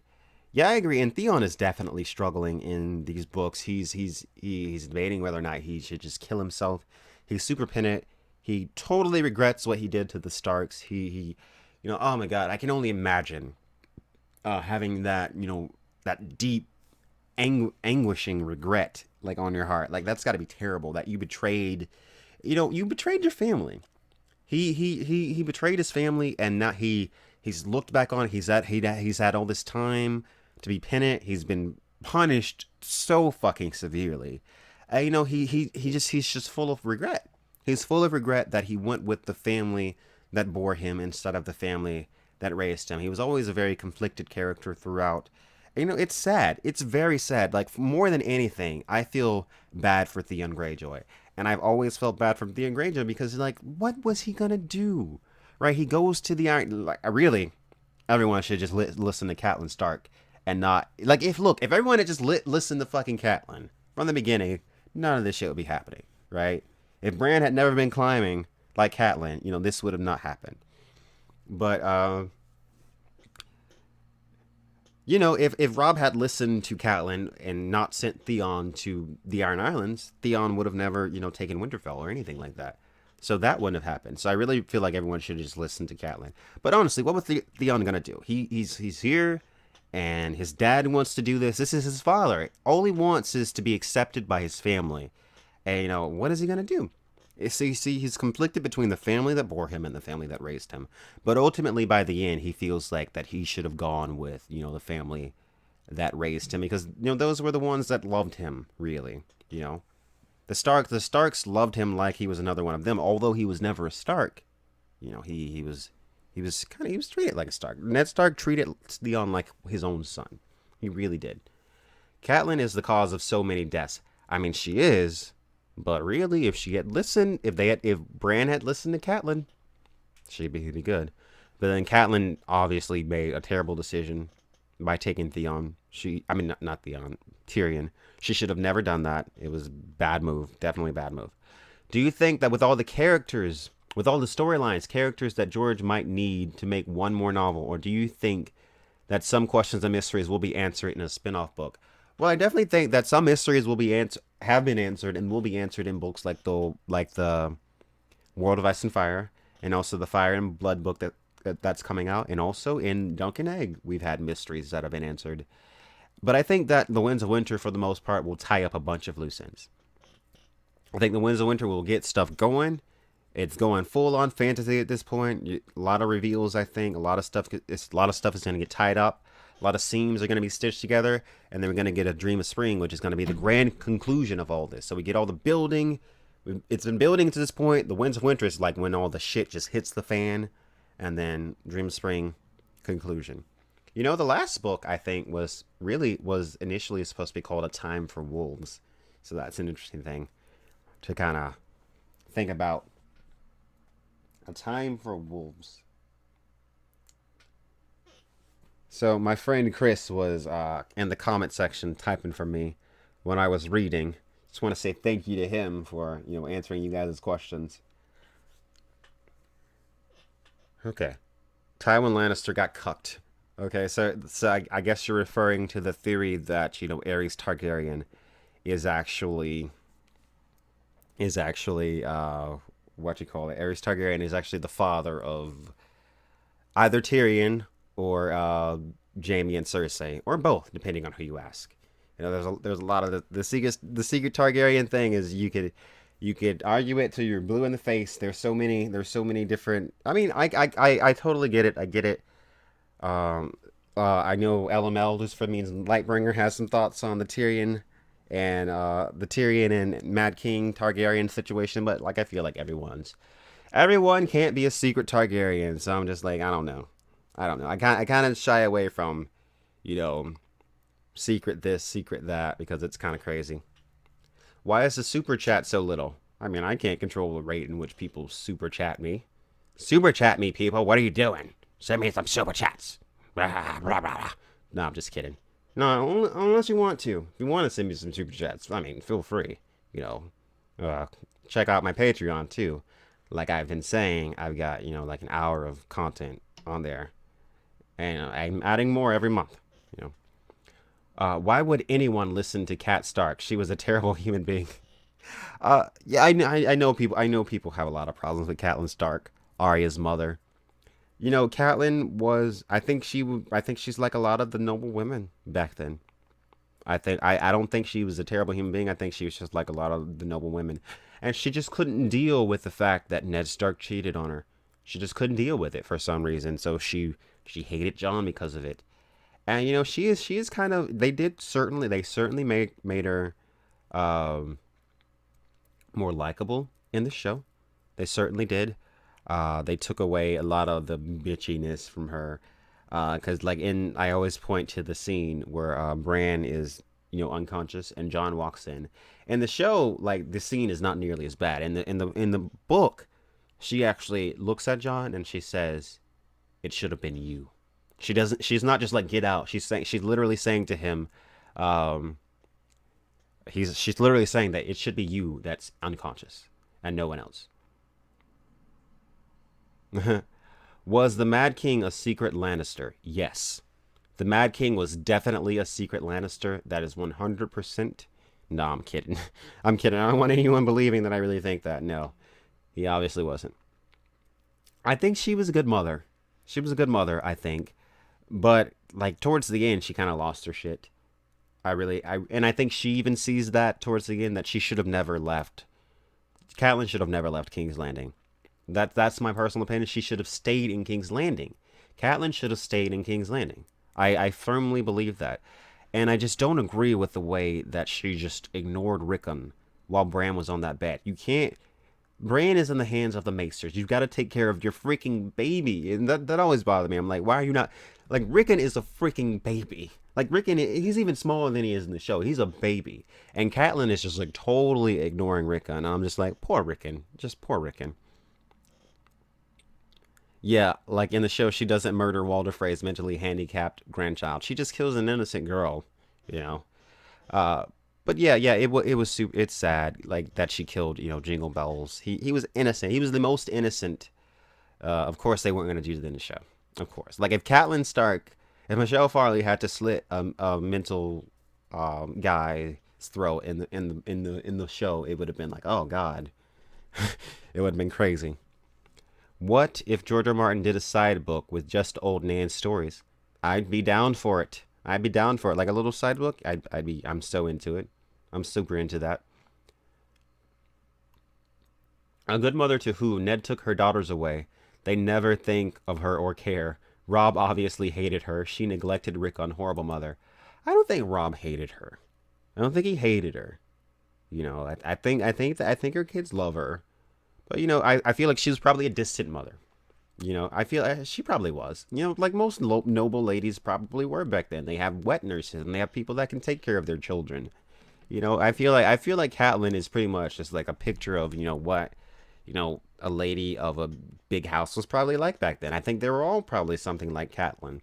They love their children, but they're not going out of their way to really take care of them. They've got other people to do that, and they're kind of doing whatever they want, doing their own thing. I mean, yeah, I mean, she is, by today's standards, obviously Catelyn's a bad mother. She's obviously a despicable human being, but a lot of people are despicable by today's standards in these books. Tyrion. If you judge Tyrion Lannister by today's standards in in the book series, Tyrion's an awful person. Tyrion has a guy chopped up and fed to poor people. He has a guy cooked into stew and fed to poor people for having sex with Shay. He doesn't even know if he really does have sex with Shay. He does it just because the guy's singing to Shay. So you really can't judge these people by modern standards. You really can't. I mean, you can, you totally can, but within the context of the series, you really can't. No helicopters, Moes, in Westeros. Do you believe that King Aerys actually slept with Tywin's wife? Could Tyrion be part Targ, and that's why the dragons tolerate him? Look, I don't know if the dragons tolerate Tyrion or not. That's something that they put in the show. Like, Tyrion hasn't even met the dragons in the books. Tyrion is outside of Meereen. He doesn't even he hasn't met Daenerys or anything. So I don't know what's going on with Tyrion and those dragons in the book. But and also like I've said it before, I don't think that Tyrion's a secret Targaryen. That's just my personal opinion. No, the Stark children loved her. She just wasn't perfect. No one is. I agree. I agree. Do you think the Hound is dead in the books? The Hound is not dead. And, this is another thing I love about Feast for Crows. This is one thing that I really love about Feast for Crows is the subtlety. Very subtle. We actually see the Hound alive and well in A Feast for Crows. He's on the Quiet Isle. He's the gravedigger. And they actually paid homage to this in this season when he's digging the grave for the man and his daughter, Gravedigger, because he's digging graves on the Quiet Isle in A Feast for Crows. And a lot of people do miss that. So I'm not knocking you for missing that, but a lot of people do miss that. But yeah, that's a really cool thing. Osha is Rickon's new mama. Yeah, I agree. Osha has been taking care of Rickon. I'm really, really hoping that it doesn't end the way it ended in the show. I know it can't really because it's too mixed up, but it's crazy. What's funny is that George R. R. Martin said that he liked Osha so much in the show that when he brings her back in the Winds of Winter, that she's going to be more like the show character and be, kind of cooler like she is in the show. But, and then they gave her that shitty death. Like, they killed Osha in such a fucking dumb way. Like, I hated Osha's death. Rickon's death was awful too, but like Osha in the show, she's such a cool character, and they literally bring her back just to kill her. They're like, oh shit again, I got so excited, but then they kill her immediately, and I'm just like, fuck. But hopefully when she gets back in the book, she's even cooler. Yeah, the kids loved her so much that they talk about how much they miss.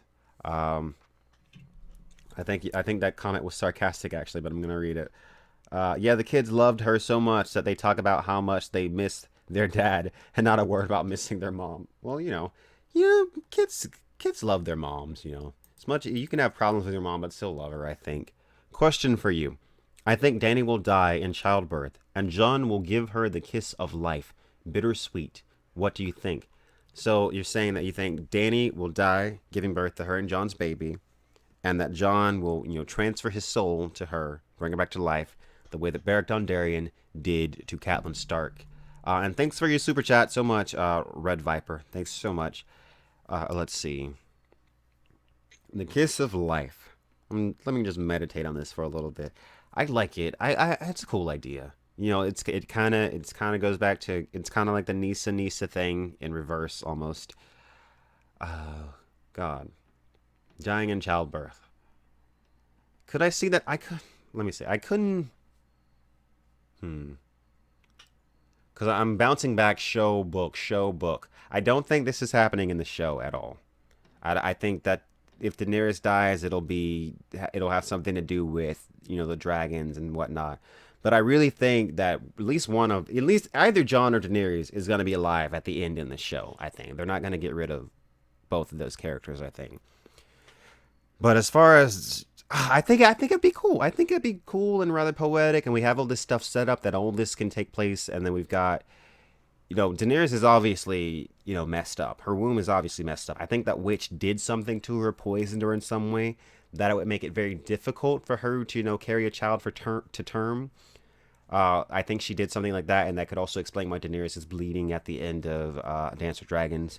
So the witch did something to her that makes it difficult for her to carry a child to term. But then Jon Snow giving her the kiss of life, though, he'd have to know how to do this. So you'd need someone like Melisandre or Thoros of Myr there at the time to kind of help him with this.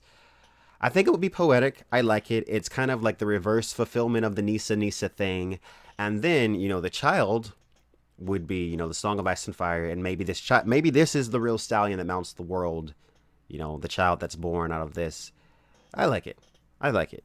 No, because I'm assuming that Daenerys dies, but the baby survives, so the baby's life is there, and then Jon Snow gives his life for Daenerys. But then why? Is it just like is it just like an I'm so in love with you thing that I'm giving my life for yours, or is it Daenerys has a purpose and then I'm giving my life to her so she can fulfill that purpose? But either way, I do like it. I do like the theory. That's something that I'll have to think about and meditate on a little bit more. And I got another super chat. Thank you so much, Sunshine Hollywood. You're awesome. Thanks for that super chat. You didn't ask the question, but thanks so much, Sunshine Hollywood. Honestly, with all the steam boiling between everyone in the story, they need winter to come by. Everyone in that story just needs to chill out. I agree for the most part. We should all be like the summer islanders and just chill, hang out on the island. Let's not be crazy motherfuckers killing each other, doing all this crazy shit for no reason. We need some women in that army versus the dead. Arya, Little Bear, Osha, Asha books, at least Arya and Little Bear. Well, I'm pretty sure that Brienne will fight in the war against the others. We should all be like the Sorry, I clicked on my stream. I'm pretty sure that Brienne will fight in the war against the others, and I mean, one thing that I have about that I think that I want to happen in the show. I know this is not going to happen because it would kind of be too copycatty, but it'd really be cool if Daenerys is, I mean, not Daenerys, but if Brienne is the one that kills the Night King, and because it's kind of like that scene in the Lord of the Rings where you have Eowyn who kills the Witch King, and she says, no mortal man am I. He says, no mortal man can kill me, and she says, no man am I. Because Eowyn was a woman that dressed up like a man so that she could go fight in the war, and that's super similar to Brienne, who dresses up like a man. I just think that would be really cool, but that's kind of like borderline. It's kind of like borderline, like copying. People would definitely be like, "Oh, that's just like the Lord of the Rings." So I think that's too big of a reference, but that's something that I think would be cool though. Yes, careful. I seen some people getting banned for nothing. I would hope that no one's I would hope that no one's getting banned unless they're saying, some, offensive or disrespectful. As long as you're saying as long as you're not saying anything super offensive, you won't get banned. And I'm pretty sure when you're banned, you can come back after a while. I think it's like 300 seconds or something like that. So it's fine. Just watch what you say. Don't go around being like fuck nigga faggots. And I am black, so I can say nigga. So whatever. See, look, it's fine. Everything's offensive. Everything's gonna be offensive to someone. Just be careful, guys. Little Bear's shit talk saying don't need your permission, bitch, is foreshadowing. Okay. Disguise. Everyone's talking to each other. No one's talking to me. Why is no one talking to me? Do you think the Bridge of Skulls will be significant in the books? We came through East Watch, but looked like the Frost Fangs and maybe the Shadow Tower. The Bridge of Skulls? Is that something in the far north? I'm not totally fucking sure what the Bridge of Skulls is. So I'm sorry about that. I can't fully answer that question. Uh, are you really black? Yeah. You got a problem with it, homie? You got a problem, homie? Yeah, I'm totally black. I'm black completely. If you go back to the very beginning of my channel, there are videos me on webcam, and you can totally see my black skin being all black. Yeah, black skin. See, I get. I've always gotten the oh my god, you sound white. I've gotten that my entire life, and I'm not really sure what sounding white is. What does that really mean? Sound white? I talk proper English. I don't have like a accent. I don't sound like I'm from the south side of Atlanta. What's up, homie? I don't know. Yeah, but that's fine. Race really doesn't matter that much. Am I gonna do any more It videos? Yes, I might even review the movie. I just might review the movie if I like it enough. I might review it. Q&A. Would Sansa get caught in the winds of winter? I don't mean for Lysa's murder. And would they still marry her to Harry? Um, I think that Littlefinger's I think that Sansa will marry Harry, and I think that she will make a claim for the Queen of the North. And I think she should. I think that she is the closest thing to an heir that they have if Rickon doesn't show up. I think that she should. I mean, I always took issue in the show that everyone was just like, yeah, Jon Snow can be king, even though he's a bastard, even though Sansa is the rightful heir. But whatever. Edgar, thanks for your donation. Thanks so much. You're great. Does it matter, guys? No, it doesn't matter. Nothing matters at all. Nothing matters. How do you think the plot in season 7 and the Winds of Winter will be different? Oh my god. That is oh my god, that question's so big in so many ways. In so many ways. Like, one, I don't think the Night's King will take one of Daenerys' dragons. I think that one of Daenerys' dragons will be taken by Euron. And two, I was not lighting up, but I was flicking my lighter. I think that the dragon will be taken by Euron. I think that the wall will come down with the horn of Joramun. I think that Dany and Jon may hook up. I think that I don't see the Winterfell reunion being like a thing. I don't see like all of them just hanging out in Winterfell. Sansa may be there, but not Arya and not Jon Snow. I don't see him hanging out in Winterfell. I think Jon Snow is. He might march down, but I think that Jon Snow will realize that I'm still on the wall, and that's what I got to do. But so many differences, so many differences. Obviously, Euron is in a completely different place. Euron is going across the Narrow Sea to Valyria or to meet Daenerys. We don't exactly know. He's totally in a different place. We don't know what's going on with him. And he's a different character. Like, there's so many ways that it will be different and could be different just by virtue of the characters being different and the characters being in totally different locations than they are at this planet. Gendry is in a totally different place. Gendry is hanging out with Lady Stoneheart. Gendry is like working with her. And Jaime is in the Riverlands in the Winds of Winter. Jaime is in the Riverlands with Brienne. So there's none of this, Cersei stuff. None of that's going on. And I think Cersei will be in power because that's got to happen because we got Varys who has just killed Kevin Lannister and Pycelle, and Cersei has Qyburn and she has the Mountain. So the Cersei stuff might be a little more similar, but for the most part, it's gonna be so mixed around and so different. It's a whole different story, guys. We can't even act like it's the same thing. Everyone's talking about getting high and me being black in the comment section. uh, I suppose so. London is so multicultural and different. I suppose. Well, you're talking to someone else. Euron is trying to become a god. Maybe his red eye is controlling him. I think that he is definitely under something's influence. I don't know if he's not being fully controlled, but he's under something's influence. That red eye is connected to some other being, and he's trying. Yeah, I agree with their assessment. He's trying to become a god. He's trying to transcend, the mortal realm. He thinks he has a god complex. He thinks he's superior. Best Stephen King book is It, without a doubt. I know some people love The Stand. I have The Stand on my shelf right there. I'm looking right at it. But my favorite Stephen King book, and I think it's his best book that he's ever written, is It. That's why I'm gonna. Oh, I really hope this movie's good. I know that they can't make it like the book. I really understand that they can't make it like the book, but I'm hoping that it's good. All right, let me see if I have anything else to say about this Arya Marseille chapter. Again, like I said, just very well written. You do get some of the theater stuff in the show, but it's not like this. It's not this good. And that's another thing about the show. They don't really go into what it's like to become someone else.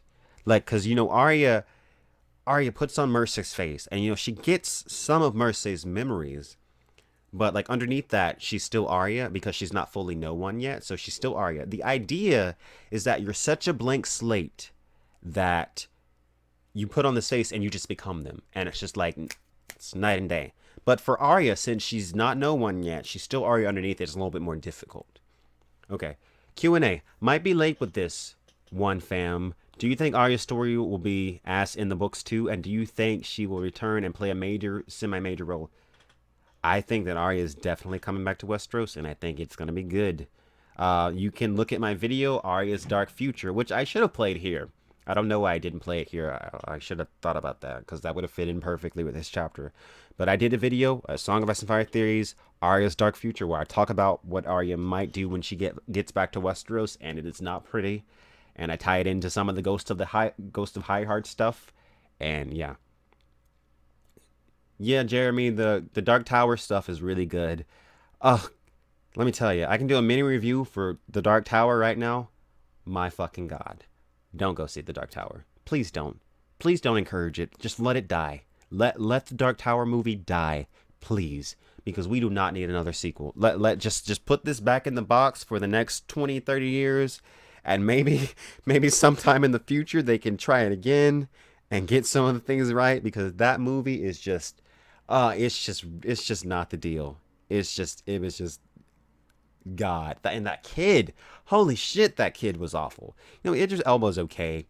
Idris Elba is good as the gunslinger. What's up, gray area? But fuck, Matthew McConaughey. Oh my god, he's terrible. And I like Matthew McConaughey, like a True Detective. Oh, such a good show. But Matthew McConaughey, Jesus Christ. Question: how black are you on a scale of 1 to 10? Well, I'm kind of a brown kind of color. I'd say five, five or six, 4 or 5, some in that area. Medium black, not like jet black. I'm like American black, because that's a thing, and I think this is something that people don't really talk about a lot. So that American black people and people from the mother country, we look different. We have different facial features. Our skin's generally lighter. That's due to the fact that 80% of us in America have European DNA, and that's due to slave owners raping their slaves, and having what they called, and I know this is a derogatory term now, but what they called mulatto children, which were half black, half white. That's how we got European DNA, and that's how we look different from from a lot of African people. But I answered your question. Edgar asked with the super chat. Thanks so much for the super chat. what would you ideally want to see in a spin-off of Game of Thrones? I would love to see a horror series based on a Shai guy. I would like some stuff from the Age of Heroes. I feel like that is just fodder for so many great stories. I'd love it. I would like the Age of Heroes. I wonder if they are going to do a True Detective season 3. Well, I didn't watch season 2. I watched a couple episodes of it and I just was not feeling it. Have you seen The Mist on Netflix? Have not seen it. Have not seen it. I answered the guy's question. He asked the question, I asked it. What if Melisandre resurrects Jon Arryn and he fulfills the Azor Ahai prophecy? Thoughts? Um, I don't think that's gonna happen. Why would Jon Arryn fulfill the Azor? Jon Arryn? I don't think Jon Arryn can necessarily be resurrected. I feel like he would probably be too far gone. The Age of Heroes would be great. Yes, I agree. It'd be fucking fantastic. I would love it if they do the Age of Heroes. Do you watch Westworld? I've seen the first season. I'm not sure if the second season is out yet. Uh, okay. So I'm trying to think if there's anything else I wanted to say about this Arya chapter. Uh, like we've mentioned before, very sexual chapter thematically. You know, it's all about Arya using her sexuality to manipulate this guy, and it's about vengeance. I said that, and you also get like kind of a shot at the different kind of classes in Bravos. You know, you have the poor people on the bottom, and then you have like the merchants at the top, and then in the middle you have like the really really people like the lords and stuff. And I think that's really interesting. Oh, it comes out in February? Holy crap. Didn't the last season come out last? Why are they waiting so long? Huh. The spinoff should end where episode 1 began. But then we'd have to do Robert's Rebellion. See, that's my thing. I don't think they should do Robert's Rebellion. Because Robert's Rebellion is like we already know Robert's Rebellion. There's nothing that could be revealed that's not gonna. We don't need that. I really don't need Robert's Rebellion. Are you going to review the It movie? I may. Like I was just talking about that a little bit ago. I may review the It movie. If I really if like I've heard that it was good. Stephen King said it was good. People have told me that it was good. If I go see it and I really love it, then I'll review it. But I'm not counting on it being like the book. But if they get some things in there and I'm feeling it, I might talk about it on my channel for a little bit. I might. Um, who would you love to die? Oh, let's see. Who would I love to die? I'd like to see Ramsay Bolton's death. I'd like to see that in the book. Who else? See, that's the thing about the book is that the show has those characters that I just absolutely hate, but in the book, I'm just kind of like it's so the morals are so ambiguous. I'm just like who's right, who's wrong. I kind of despise Dario Naharis in the books. Like I kind of just I've always hated the guy and I've always thought he was kind of sleazy and I've always kind of wanted him to die. My chair is just squeaking, squeaking, squeaking. Stop squeaking, chair. Yeah, I've always kind of wanted him to die, and I think he should die because he's. I feel like Dario is gonna be the one that betrays Daenerys. It has a 90 on Rotten Tomatoes. Oh, that's not good enough. I'm so picky. I know. But 90, I was hoping for like a 95 at least, or like a 97. Like I wanted. Ugh, because I know we're supposed to be talking about a song, but well, the live stream is going to be over in a little bit anyway, so I'm just going to say this about it. That, I'm super picky. And I'm always picky when there's a book that I love that's being adapted, right? That 1990 whatever miniseries was just so not the deal. Like, Tim Curry, he played a good clown. And, it was fine for what it was. Like, the first half of it at least was okay. But like that's so not what it is about. Like it is not just this evil fucking clown. Like I'm just like that's so not what it is. And like I'm gonna be really hard on this movie. I know because I feel like it is Stephen King's best book. And even if it's good from like just a movie standpoint, I'm still gonna be that biased crap that's just like not like it's not as good as the book. That's just my personality. I am. So Arya, Arya, Arya. It's been a great chapter. Mercy. Again, fantastic chapter. I keep saying that. What else can be said? What else can be said about this chapter? Um, just very, very, very creepy. You get the sense that Bravos, that there's a lot of sneaky shit going on in Bravos because she talks about. We get a mention of the eels in Bravos, which apparently eat human flesh. Arya, and this is not the first time that Arya has killed someone and just thrown their body into the canal. Apparently, this just happens. You get thrown into the canal, ills will eat your body. So she does the same thing to the Black Brother, and she did it to this guy. So Arya is definitely, she grows more and more consumed by vengeance, and even the faceless men. Her training to be a faceless man, she can't even stop. This inner vengeance. Like in this chapter, she's saying that I want him so badly. I want to kill him so badly that I'm willing to risk everything just to kill this guy. I know she's become obsessed. She's become obsessed with her vengeance, and that's essential to the character. They were doing this in the beginning of the season. Then she kind of does a complete turn, and then she starts hating on Sansa for some reason. But let's not even get into that. Um, but like I said, if you've been enjoying this video so far, feel free to leave a like.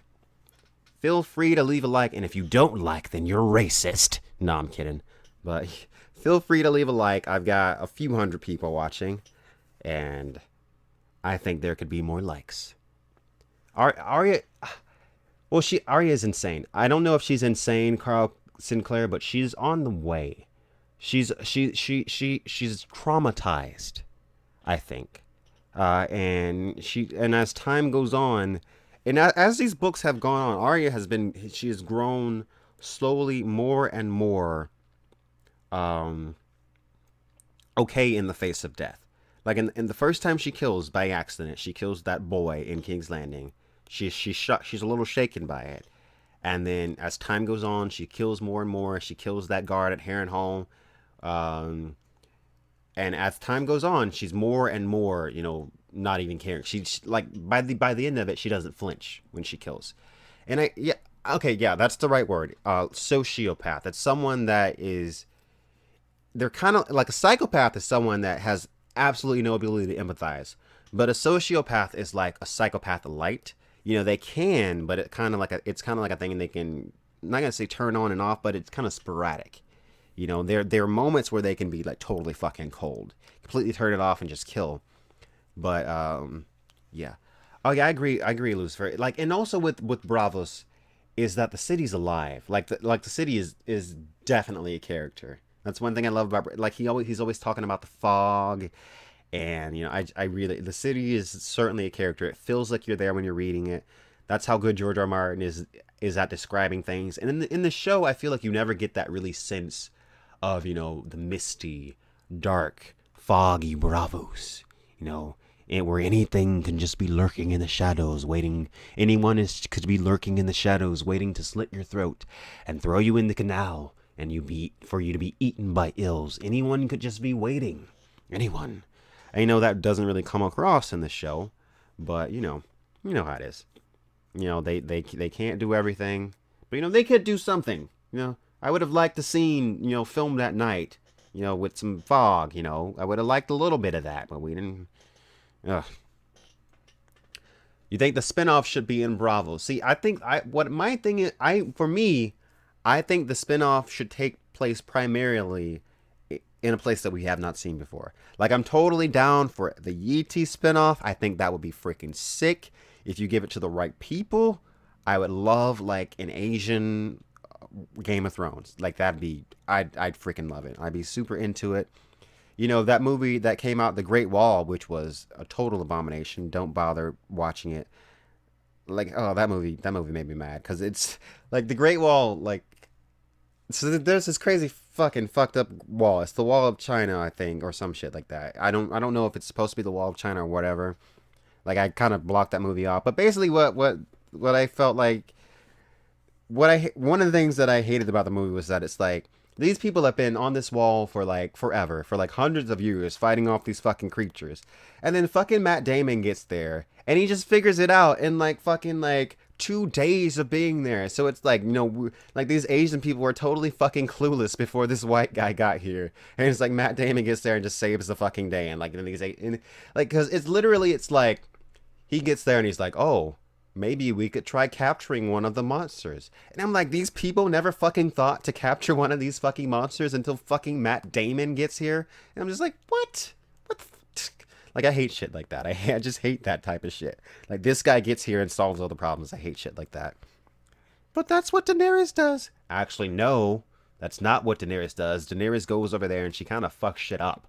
You know, shit kind of goes haywire when she gets there. But you know, okay.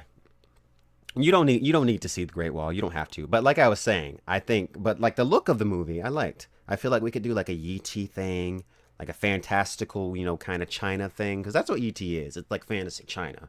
It's like old China, but like greater and more fantasy. And I'd love to see it. I feel like it would be really expensive though, like because like I've seen a lot of Yee art and like those crazy like buildings. Oh, it's just so good. Wasn't that film made by Chinese? I think they cast Matt Damon because they wanted star power to sell it in the West. That's what they said, anyone, the directors and writers. I have no idea. That's just what I got out of the movie. And the movie was terrible, so it doesn't even matter anyways. Team Stannis. Well, guys, we've done our A Song of Ice and Fire chat. We've talked about Arya, and we've talked about the show, and we've talked about A Song of Ice and Fire. I might go for a few more minutes if you guys have any more questions. And then we're going to be wrapping things up. And like I said, don't forget to check out my Patreon for an hour of content where I'm discussing the Azor Ahai legend.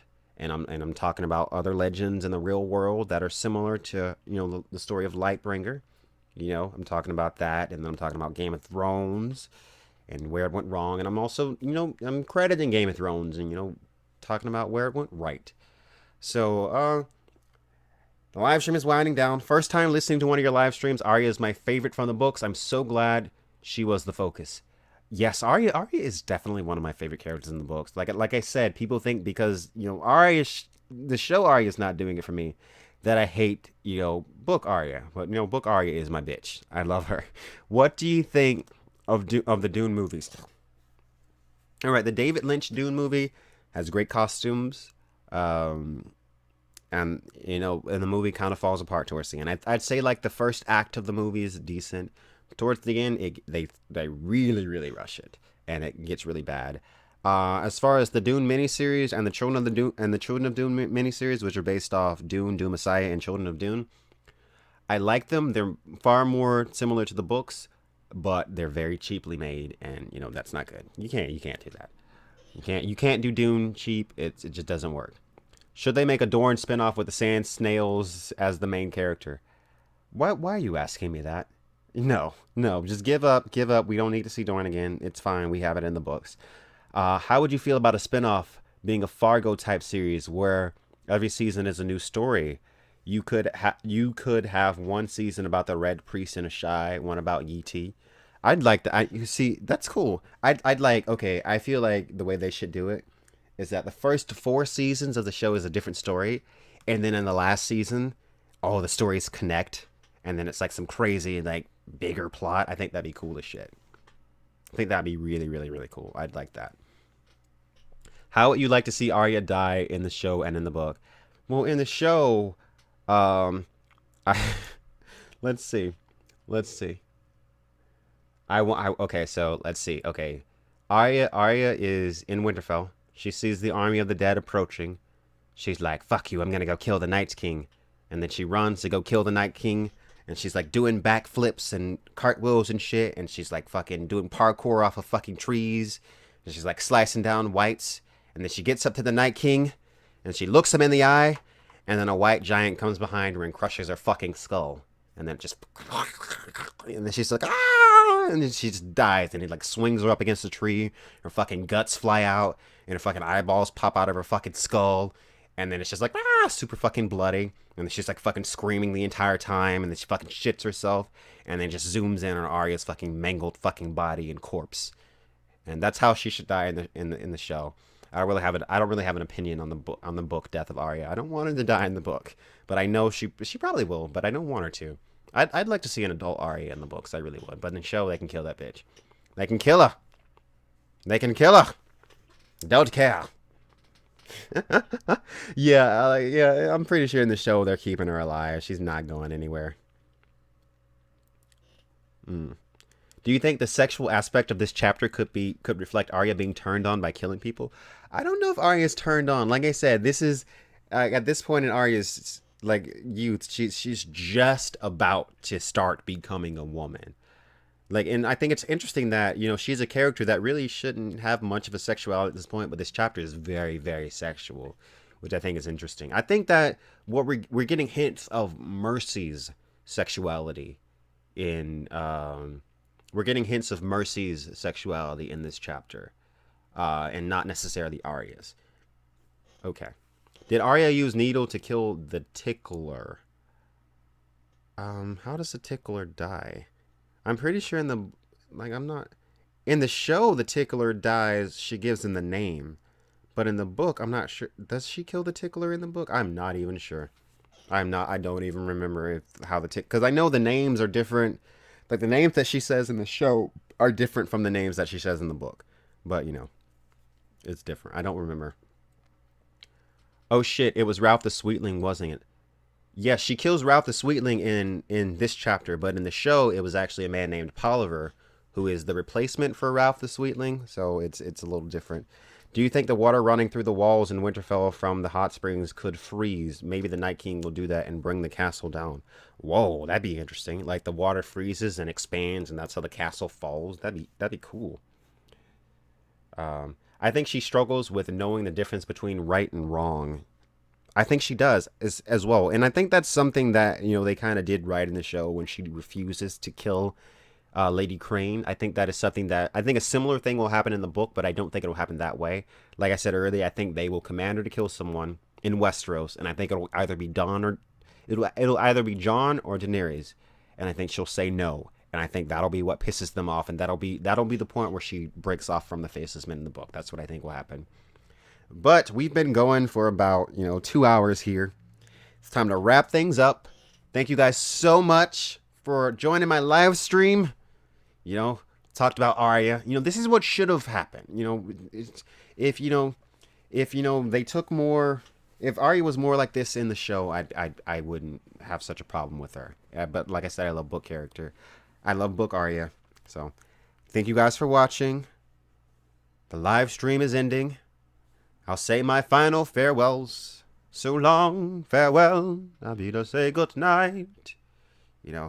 And if you missed the beginning of this, it'll be up on the channel, and you can always rewind it and watch it. And thanks everyone. Thanks everyone. Bye, Sandy Stark. Love you too, Christian Barboza. Thanks to Storms In. You're great. Thank you, Lola Dixie. David Barham Stevens. Thank you. Thanks everyone. Much love. Mwah. Mwah. I'm doing my bows. Question, are you gay? Is your mom gay? Peace out, guys. I'll talk to you guys later. End, damn you. End live stream.